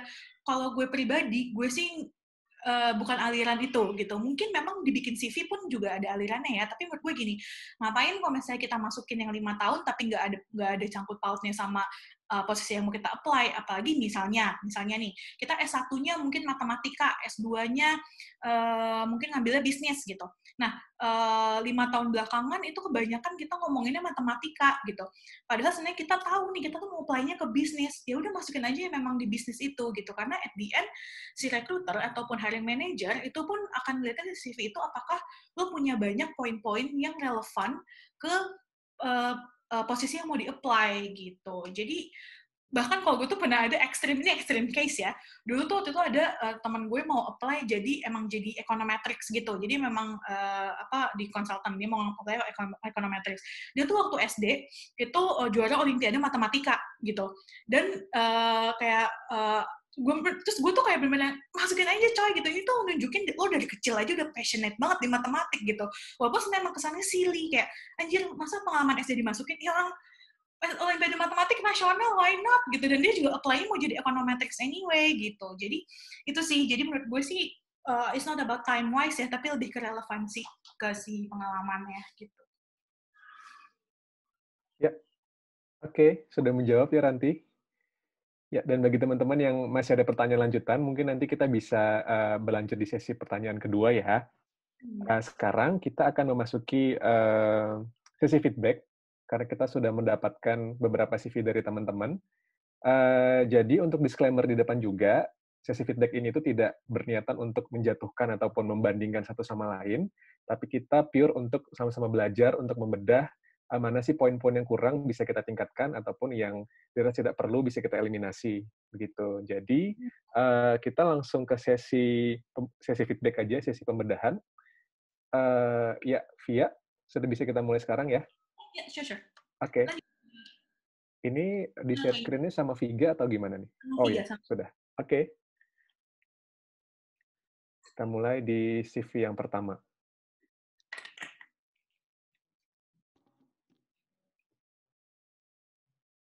Ya, untuk sesi kali ini, jadi kita akan ngelihat CV-nya satu-satu, terus nanti Via akan langsung sekarang juga di ini ya, dibedah ya Via, begitu. Oke. Nah, ini berarti CV yang pertama ya. Oke. Yang CV pertama ini sebenarnya sih in terms of template, ini gue akan langsung belan-belan aja nggak apa-apa ya. Ini in terms of template sih sebenarnya udah lumayan oke. Just to make sure, ini bentuknya landscape apa portrait ya, Vic? Ini portrait sepertinya. Portrait ya, oke. Oke, sebenarnya portrait nggak masalah sih. Terus gue kemarin kayak pas baca ada yang landscape deh. Nah, ini menurut gue a good point di sini adalah udah masukin si English IELTS 7. Nah, menurut gue ini yang tadi gue bilang, quantifying-nya udah terstandar, which is good. Nah, in general when I see this CV, yang gue langsung agak sayangkan adalah di sini tuh nggak ada penjelasan lanjutnya gitu, seperti apa. Maksudnya apa penjelasan lanjutnya?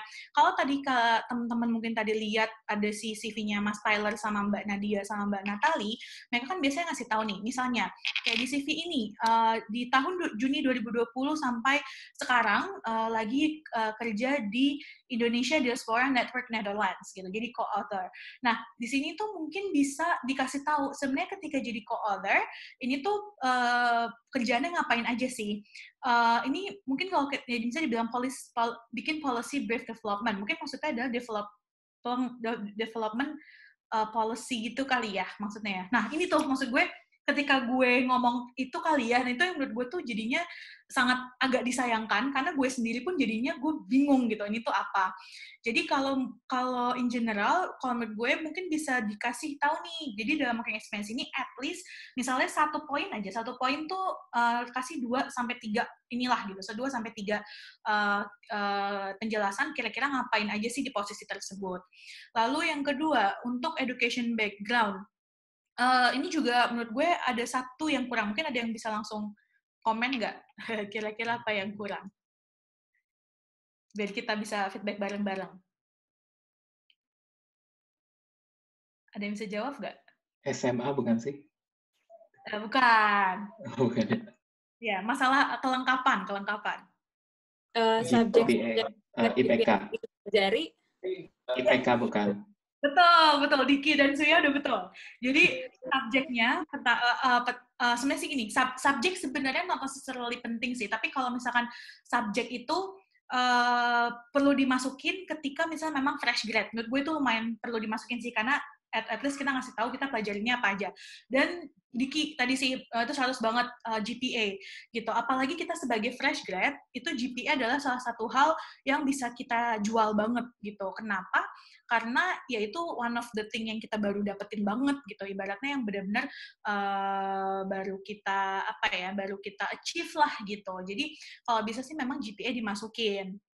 Nah, terus untuk achievement ini juga oke. Maksudnya gue sih no concerns gitu ya, tapi kalau gue pribadi gini, ini kan satu CV tuh menurut gue at least kita tuh I can say mungkin 60% itu tuh komposisinya lebih baik masukin ke work experiences untuk fulfill spaces gitu, daripada misalnya kita masukin satu-satu gitu. Jadi kayak achievement, nah mungkin thesis research ini bisa dimasukin ke education background-nya nih gitu. Jadi misalnya kayak master thesis masukin aja nih di bawahnya Wageningen University and Research, masukin thesis tesis topic of thesis-nya apa, atau mungkin thesis title apa gitu. Jadi daripada kepisah gitu sih.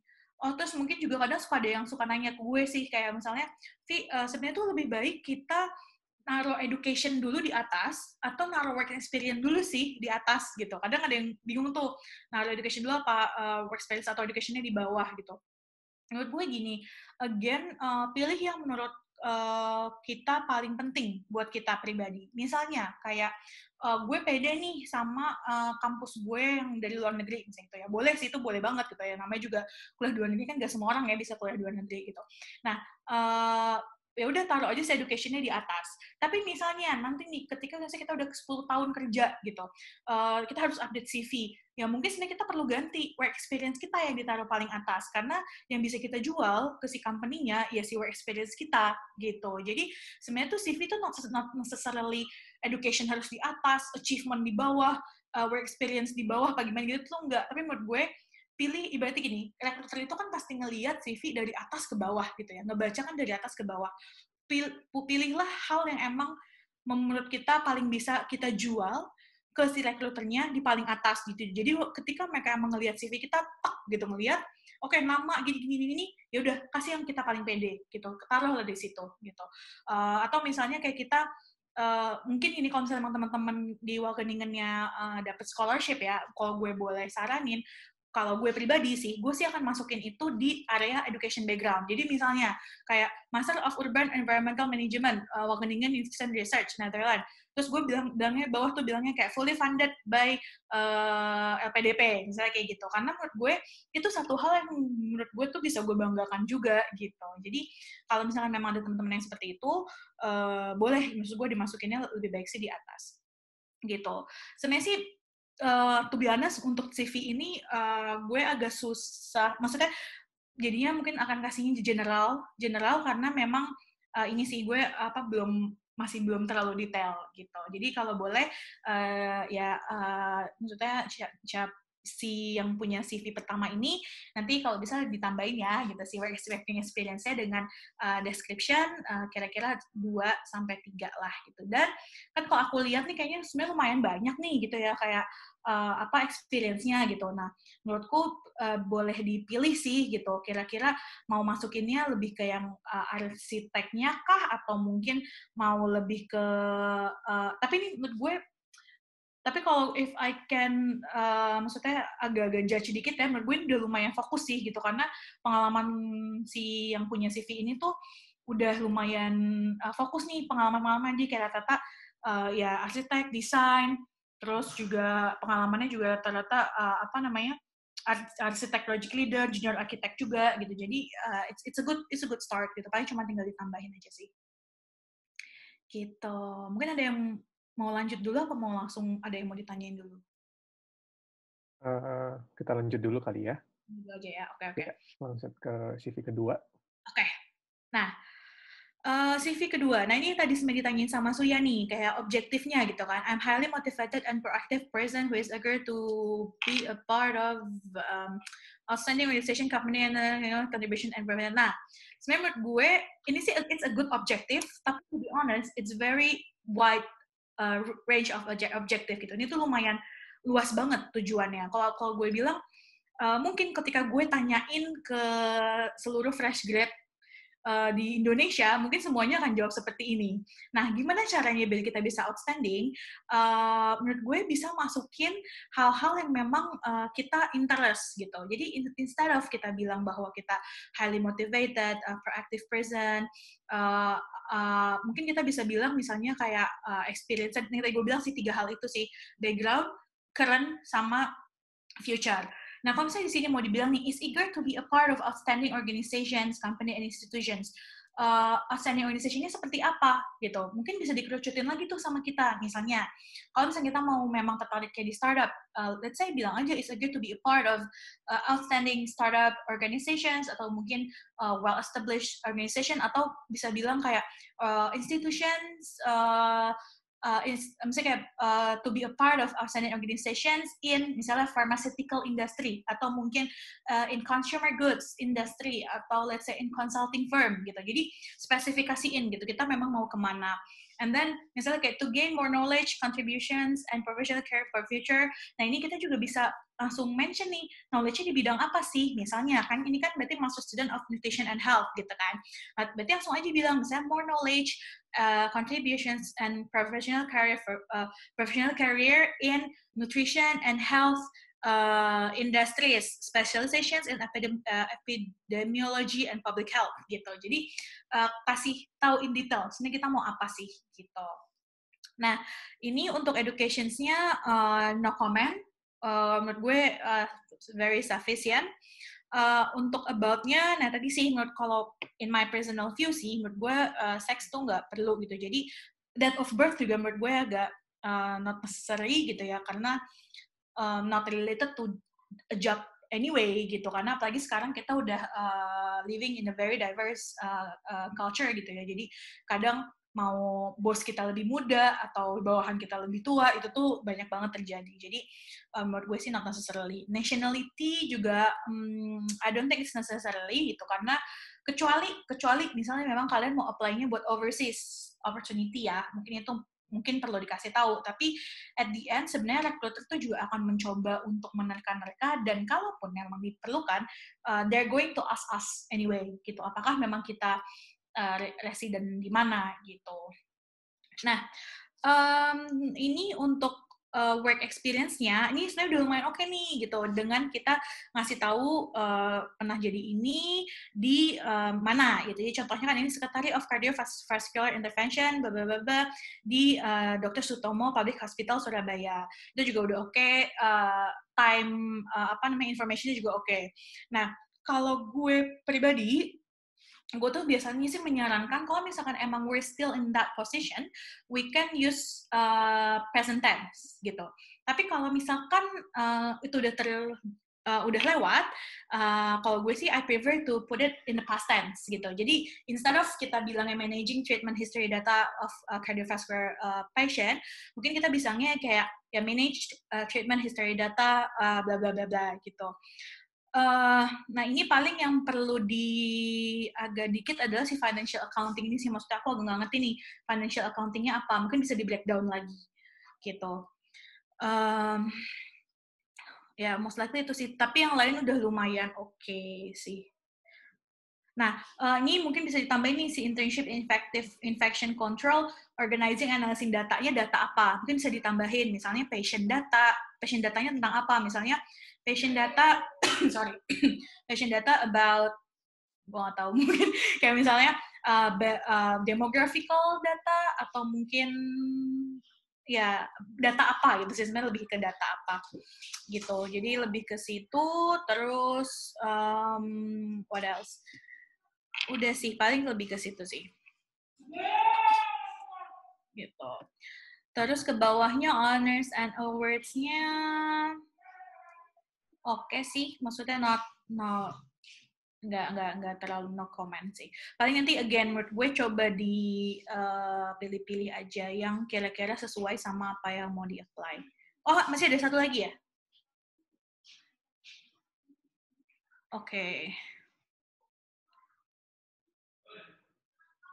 Oke, udah sih. Gue sih nggak yang terlalu nggak terlalu komennya in details.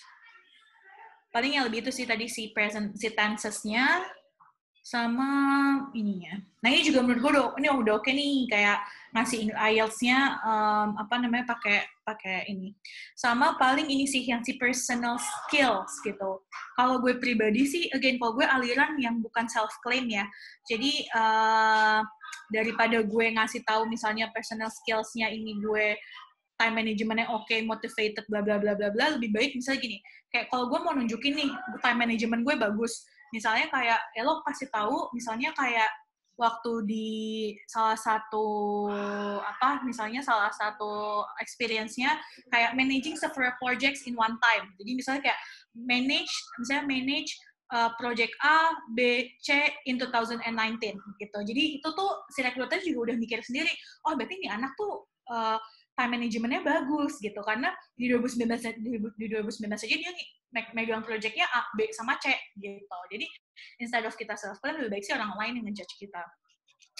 Gitu. So far itu sih. Nanti mungkin kalau misalnya ada yang mau ditanyain lagi in detail, let me know aja ya. Gue anaknya lumayan open kok. Maksudnya by DM, WhatsApp, or ya anything. Ya, nanti mungkin kalau ada pertanyaan bisa di sesi pertanyaan kedua ya. Apalagi kalau yang personal. Siap. Oke, lanjut ke CV yang ketiga. Oke, nah ini CV yang ketiga nih. Nah ini gue sebenarnya agak questioning nih, personal information-nya kan lumayan gap-nya lumayan panjang tuh.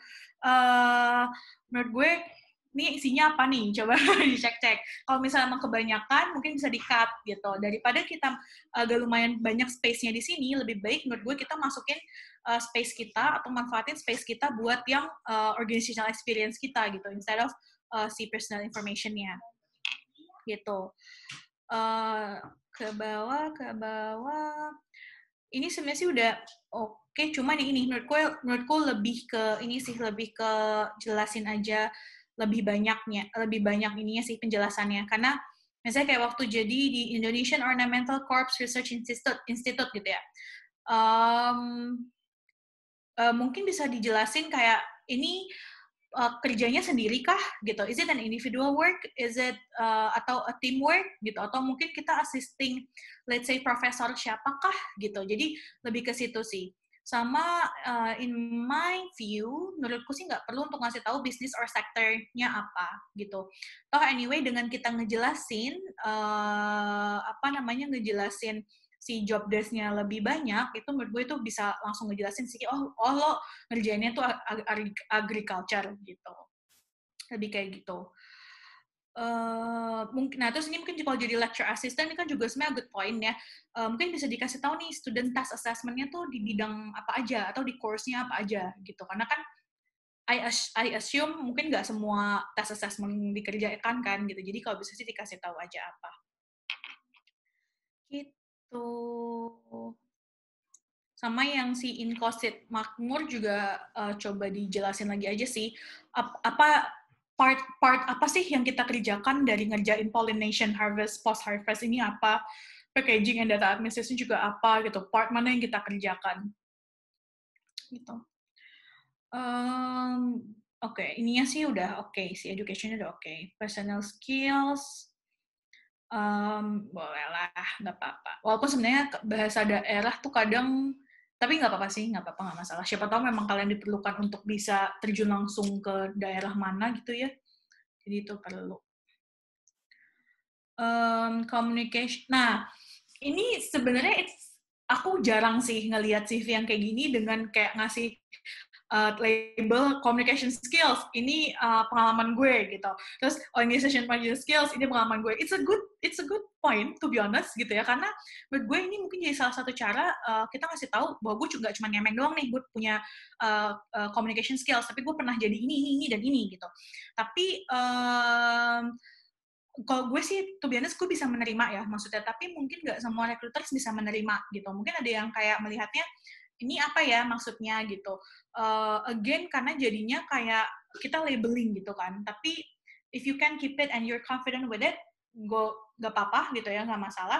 Tapi mungkin jadi kita ngebacanya agak bingung aja sih, karena jatuhnya tuh masalah si timeline-nya itu agak berantakan kan. Karena tadi misalnya kayak untuk communication skill, public speaking-nya 2015, 16, 18, pas kita ngomongin organizational skills-nya, balik ke 16 lagi. Itu aja sih paling pro cons-nya. Tapi menurut gue, kalian yang punya CV ini coba nanti pikir-pikir lagi aja gitu. Either mau emang timeline, and let the recruiters atau hiring managers judge you by your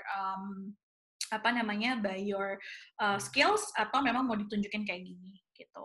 Tapi not big deal sih. Gitu. Nah, terus additional information, karena menurut gue gini, sebenarnya sih kalau additional information ya, ini mungkin bisa dipilih-pilih lagi kali, mana yang memang berhubungan sama yang kita apply, mana yang tidak, gitu. Jadi, biar nggak terlalu banyak, karena jadinya, kalau gue sih ngelihatnya agak lumayan numpuk banget gitu ya, jadi menurut gue lebih baik di sort lagi sih. Gitu. Oke. Ya, oke. Kita bisa beralih ke CV keempat.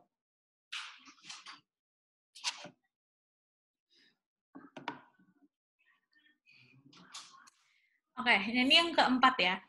Nah, untuk data dirinya sebenarnya mostly udah oke sih. Cuma kalau maksudnya ini again no big deal, ini cuma my preference aja. Cuma kalau misalnya menurut gue sih Skype, kalau misalnya emang nggak, kalau memang mau masukin boleh, enggak juga nggak apa-apa. Jadi it's not necessarily gitu. Kalau riwayat pendidikan, oke, short program. Ya udah oke sih, maksudnya udah oke. Cuman mungkin ini agak redundant nih. Jadi kalau misalkan memang mau masukin misalnya kayak tahunnya 2018 tahun 2020 gitu, menurutku nggak perlu dimasukin lagi sih lulus tahap magister pada September 2020 gitu. Jadi karena kita udah tahu nih ketika memang misalnya si orang CV ini bilang 2018 2020, oh berarti ya lulusnya tahun 2020 gitu. Jadi ini agak redundant sih. Terus untuk ini udah oke, ini juga oke. Udah paling itu aja sih kalau untuk yang educational. Nah, penelitian dan karya tulis ilmiah. Nah, ini gue mungkin akan tanya balik nih ke si orang yang punya CV ini. Memang kalian mau jadi researcher atau memang mau ngelamar pekerjaan? Karena kalau misalkan memang mau menjadi researcher, it's a good thing to put this at the very first part gitu ya. Tapi kalau misalkan memang mau ngelamar kerjaan, menurutku sih bisa di switch kali. Mungkin aku nggak tahu di bawahnya ada lagi ya, aku lupa. Gitu. Tapi ya again, misalnya kayak karena kan memang research tuh bukan suatu hal yang jadi strong point ya kalau misalkan buat di di company gitu. Ke bawahnya.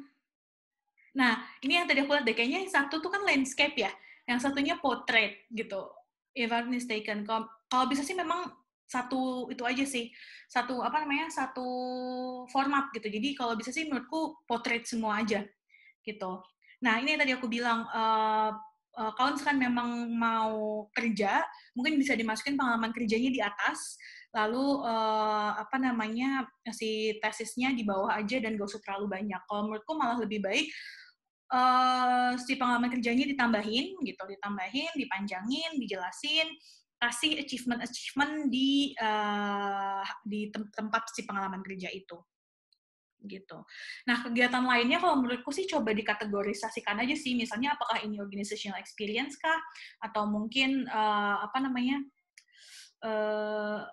misalnya apakah organizational experience atau mungkin achievement, itu menurutku dikategorikan aja sih, jangan kegiatan lainnya. Atau volunteer gitu, jadi lebih baik di label aja. Mungkin boleh ke bawah sih dikit, Fit. Oke, nah ini menurutku mendingan digabungin sih si pengalaman organisasi gitu ya. Kayak yang ada di bawah sini, ketua divisi, anggota keluarga, itu mendingan digabungin aja sih sama yang kegiatan lainnya. Gitu. Sama menurutku kompetensi software sih, instead of pakai kotak-kotak gini, karena jadinya makan tempat ya, menurutku sih di list aja sih gitu daripada di ini. Jadi menurutku lebih baik kita lumayan banyak makan tempat ketika ngejelasin experience daripada masukin kotak-kotak kayak gini. Gitu. So far sih itu sih. Yang lainnya mungkin komennya agak sama. Oke. Mungkin boleh next. Oke, CV terakhir. Nah, CV terakhir. Nah, ini juga menurutku ini aku agak menyayangkan si atasnya lumayan banyak space-nya yang keambil, in which menurutku space itu bisa ditaruh buat buat ngejelasin experience. Mungkin ke bawah. Karena itu kayak hampir 1/4 ya kayaknya ya. Misalnya bisa diinin banget. Nah, experience-nya juga menurutku bisa dijelasin lagi sih gitu. Ini ketika jadi research student, mungkin bisa dikasih tahu is it a teamwork atau mungkin assisting professor siapakah gitu. Terus apa aja yang dilakukan gitu, bisa lebih dijelasin lagi gitu. Achievement juga menurutku bisa ditambahin untuk tahunnya. Terus mungkin juga bisa sama Best Graduate Student of Environment Engineering Bachelor Program di mana gitu. Best One Jarum Foundation Awardee juga misalnya, ya I know sih mungkin ini by Jarum gitu ya, cuma nggak apa-apa ditambahin lagi aja. Mungkin nggak semua orang tahu Best One Jarum itu mungkin dari Jarum gitu. Jadi cobalah untuk mencoba menjelaskan as in si orang ini tuh belum tahu apa-apa. Mungkin bisa ke bawah lagi, Fik, punten.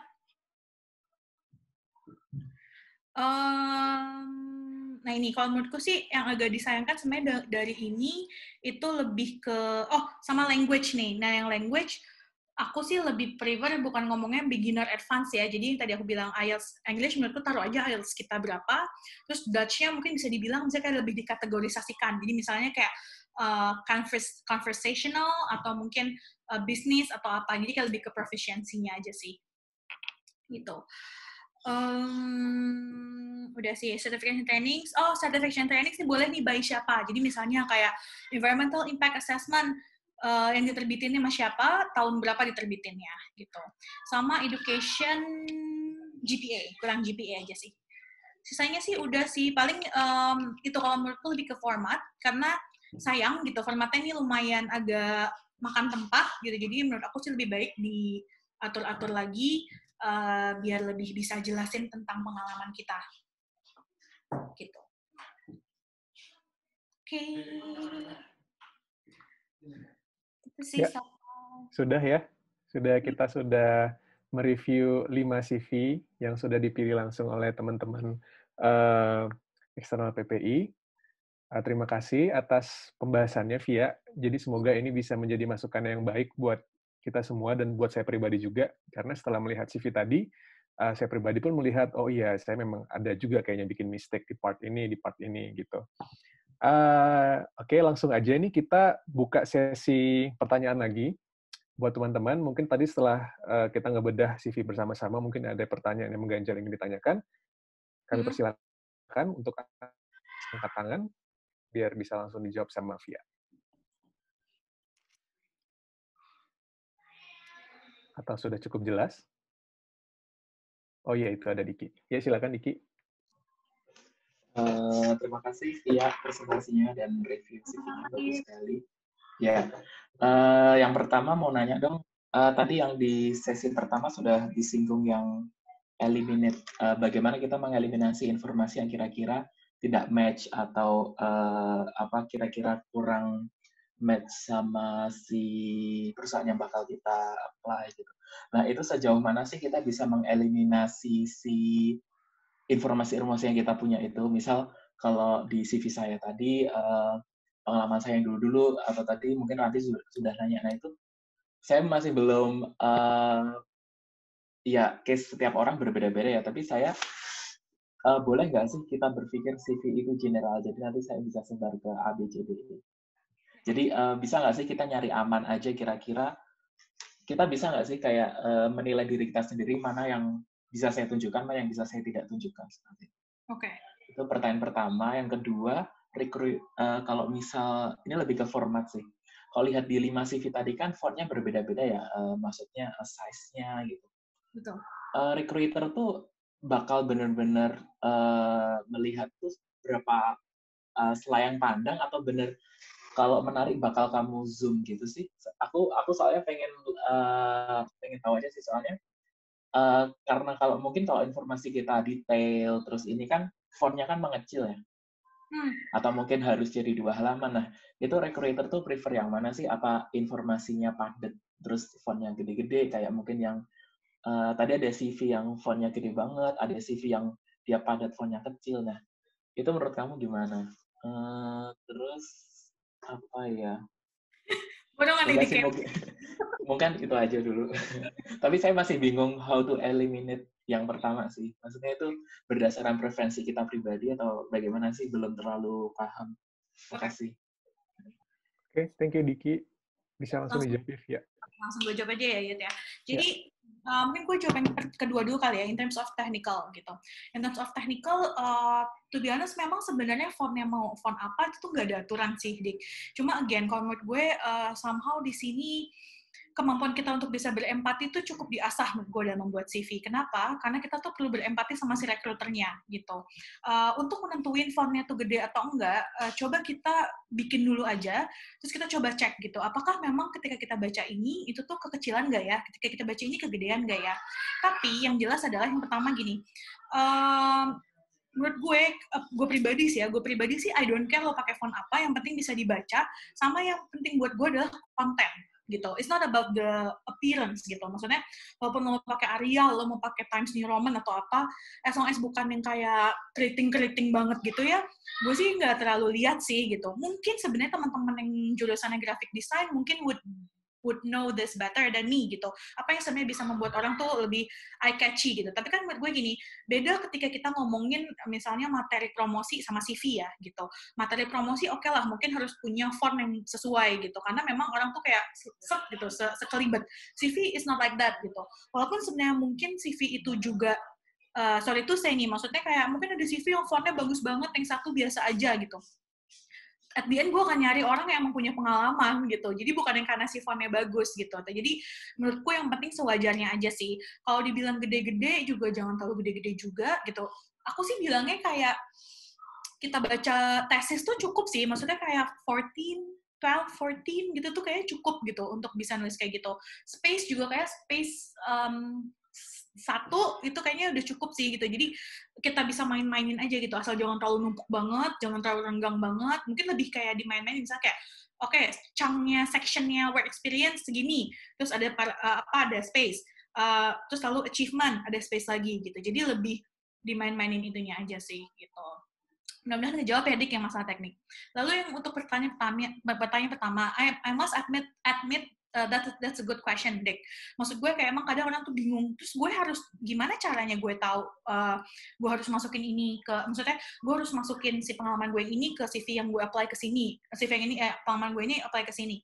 Nah, sebelum itu gue kan mau jawab pertanyaan dulu. Sebenarnya nggak apa-apa nggak sih kalau kita masuk ke general atau enggak gitu.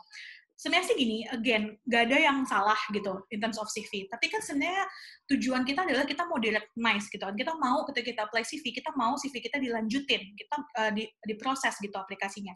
Dan gimana caranya? Ya yang caranya adalah memang sebisa mungkin si CV kita itu relevan sama yang job yang kita mau apply gitu. Kelemahan ketika memang kita ngirim general gitu ya, general CV, mungkin emang kita kesannya lebih gampang lah, udahlah langsung kirim aja. Tapi jangan salah, ketika kita apply kerjaan, itu kita nggak cuma sendiri, kita banyak banget saingannya. Ibaratnya cari kerja tuh emang berkompetisi gitu. Gini deh, misalnya kayak memang ketika kita berkompetisi, kalau kita mau jadi atlet, pasti kita harus tahu dulu dong cabangnya apa nih, cabang olahraganya apa, mau bulu tangkis kah, renang kah, atau memanah gitu. Kalau misalkan memang kita mau jadi atlet, tapi udah deh pokoknya yang penting gue jadi atlet, yang penting gue kuat badannya, yang penting gue stamina-nya oke. Ya tapi kita nggak jelas kalau misalnya nggak semua orang bisa jadi pemain bulu tangkis, nggak semua orang bisa jadi renang. Jadi kalau misalnya memang kita mau menang bulu tangkis, ya kita belajarnya bulu tangkis, yaitu dengan kita cari, ibaratnya kita ngasih tahu nih, oh kita punya raket, kita punya tok, berarti kita emang anak bulu tangkis. Kalau kita mau berenang, ya kita nunjukin kita punya baju renang, kita punya kacamata renang, gitu. Jadi mungkin analoginya seperti itu, gitu sih, Dik. Nah, caranya gimana? Caranya adalah, menurut gue, yang pertama, ada beberapa cara. Yang pertama, baca baik-baik si job description-nya, gitu. Jadi ketika suatu company itu memang mengiklankan suatu pekerjaan, pasti kan ada job description tuh. Coba baca gitu. Apakah memang kita sesuai atau enggak sama posisi itu atau enggak. Jadi dibaca baik-baik. Atau mungkin kita pengen apply, misalnya let's say, misalnya dulu deh, misalnya Unilever gitu ya. Unilever ada nih mau jadi marketing assistant. Tapi job description-nya nggak jelas, nggak apa-apa, ya udah kita coba cari aja. Sebenarnya marketing assistant tuh apa sih yang dibutuhkan? Mungkin kalau kalian mau coba cari referensi, bisa cari di namanya Onet. Jadi Onet itu sebenarnya adalah salah satu platform yang biasa dibuka sama HR, dan itu memang cukup general sih, bisa dipakai sama siapa aja. Di situ tuh bisa kasih kita gambaran posisi ini tuh kira-kira job description-nya apa gitu. Jadi bisa dicek tuh di situ. Jadi misalnya mau jadi quality assurance gitu. Nah, bisa ngapain aja sih quality assurance apa. Lalu yang ketiga, menurut gue yang paling bisa reliable adalah coba cari teman kita yang udah pernah kerja di posisi itu. Menurut gue itu sih. Jadi dan menurut gue malah dengan kita bisa kenal sama secara langsung dengan orang yang pernah kerja di situ, itu malah bisa lebih menguntungkan buat kita karena kita bisa tahu dan nanya-nanya secara langsung. Karena ini ada scientific-nya, jadi di jurnal gitu, orang yang kenal sama orang yang pernah berada di posisi tersebut, itu tuh performance-nya akan lebih tinggi ke depannya gitu, karena mereka bisa melakukan kondisi psikologi itu namanya konsep vicarious learning gitu ya, jadi belajar dari orang lain. Mereka tuh bisa melakukan si vicarious learning itu dari orang yang udah pernah menduduki posisi tersebut gitu. Jadi itu sih 3 itu menurut gue yang bisa dicoba cari. Semoga menjawab. Menjawab. Oke, terima kasih Diki dan penjelasannya Via. Ada pertanyaan lain lagi dari teman-teman?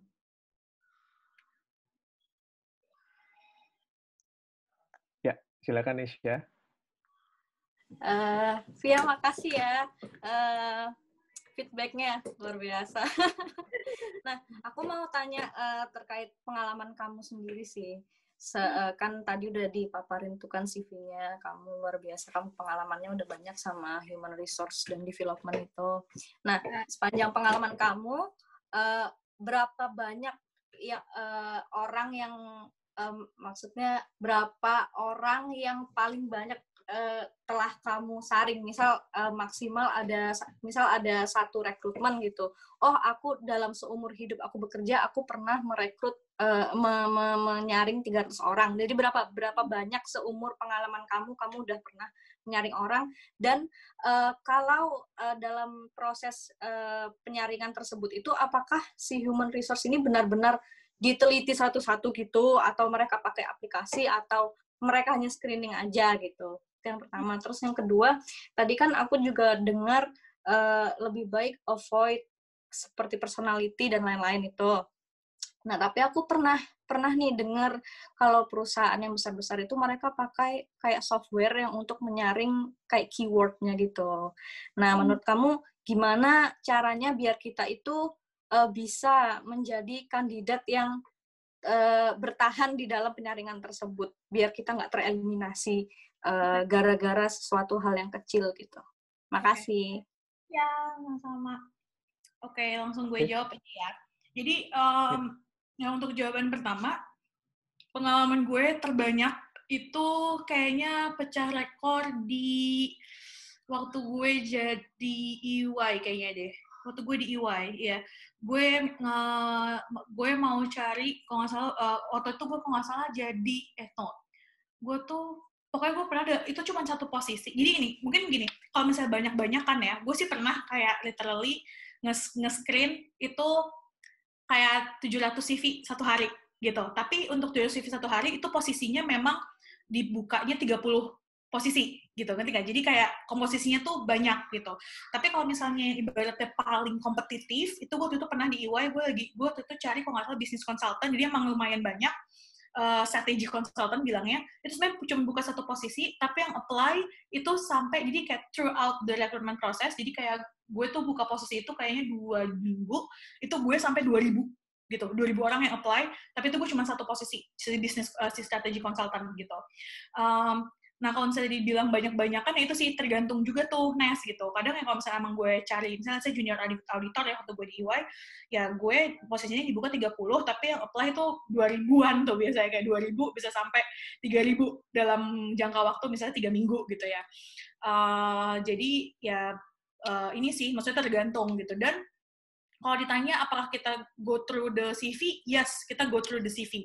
Tapi apakah memang ada CV yang kita cuma baca setengah terus kita nggak lanjutin bacanya? Ada banget. Itu biasanya adalah memang kalau misalkan requirement dasarnya tidak terpenuhi. Let's say, misalnya yang kita cari adalah anak S1, yang apply anak D3, ya itu udah nggak kita lanjutin. Itu gue bisa langsung close tuh, gitu.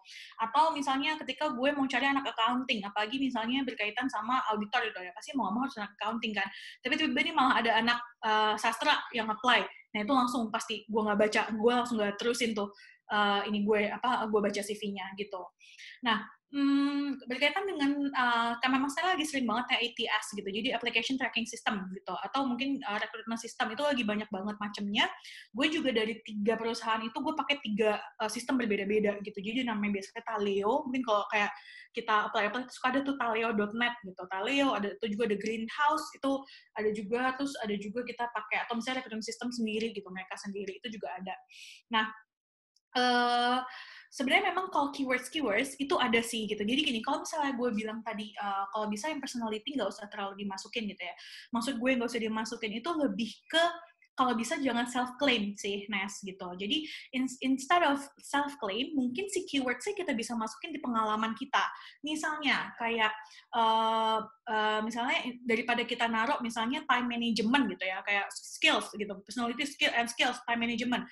Nah, misalnya kita masukin gini, be able to manage projects gitu, atau be able to manage managing my time to execute project A, B, C, D gitu. Nah, menurut gue kalau misalnya memang nanti kita pakai si keywords itu, manage time aja sebenarnya udah masuk sih. Dan sebenarnya kalau misalkan pakai keyword, so far ya, as far as I know, belum ada sih yang kita tuh nge-cut-nya berdasarkan personality keywords gitu.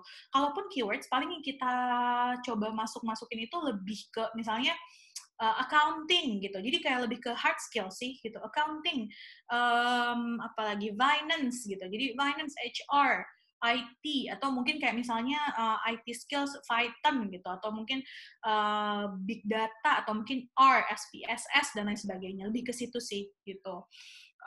Terus sama sekarang yang lagi sering itu adalah bukannya, jadi mereka tuh nge-cut-nya itu bukan kayak si CV-nya ke screen gitu, enggak sih, tapi mereka biasanya punya pertanyaan sebelumnya gitu. Jadi ketika kita nge-apply, itu biasanya kita kayak, pada punya pengalaman belum? Yes, gitu. IPK-nya di atas 3 enggak? No.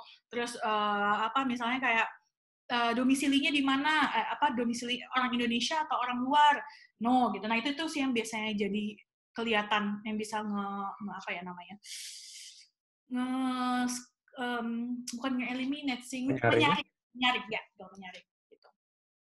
Itu sih, Nes. Semoga menjawab ya, Nes ya. Ya, sudah terjawab ya, Nes. Oke, terima kasih Via penjelasannya. Teman-teman, karena berhubung terbatasnya waktu juga, sepertinya jumlah pertanyaannya kita batasi sampai di sini dulu. Tapi jangan khawatir, nanti mungkin teman-teman setelah sesi diskusi ini bisa japri langsung Via. Ataupun setelah ini mungkin kita bisa ngobrol-ngobrol lebih lanjut ya di luar bincang-bincang ini. Oke, karena juga keterbatasan waktu, kita sudah menghabiskan waktu kurang lebih hampir 2 jam ini. Terima kasih banyak Via atas penjelasannya. Jujur sangat menjawab sekali, menjawab rasa penasaran kita, apalagi teman-teman yang fresh grade ataupun yang sudah mau mencari pekerjaan, gitu kan selama ini mungkin masih bertanya-tanya apakah CV saya sudah layak atau belum, gimana caranya supaya bisa stand out, dan pagi, siang hari, dan sore hari ini tuh dibahas secara lengkap sekali. Jadi semoga bermanfaat buat teman-teman semua, buat teman-teman fresh grade dan teman-teman yang akan langsung mencari pekerjaan sudah ini. Ya, begitu dulu perjumpaan diskusi kabar alumni PPIW sesi kedua kali ini. Kami mengucapkan terima kasih sekali lagi kepada informan narasumber utama kita, Alfia Anjani. Terima kasih sudah meluangkan waktunya. Sama-sama. Semoga bisa membantu ya, teman-teman. Maksudnya semoga bisa bermanfaat.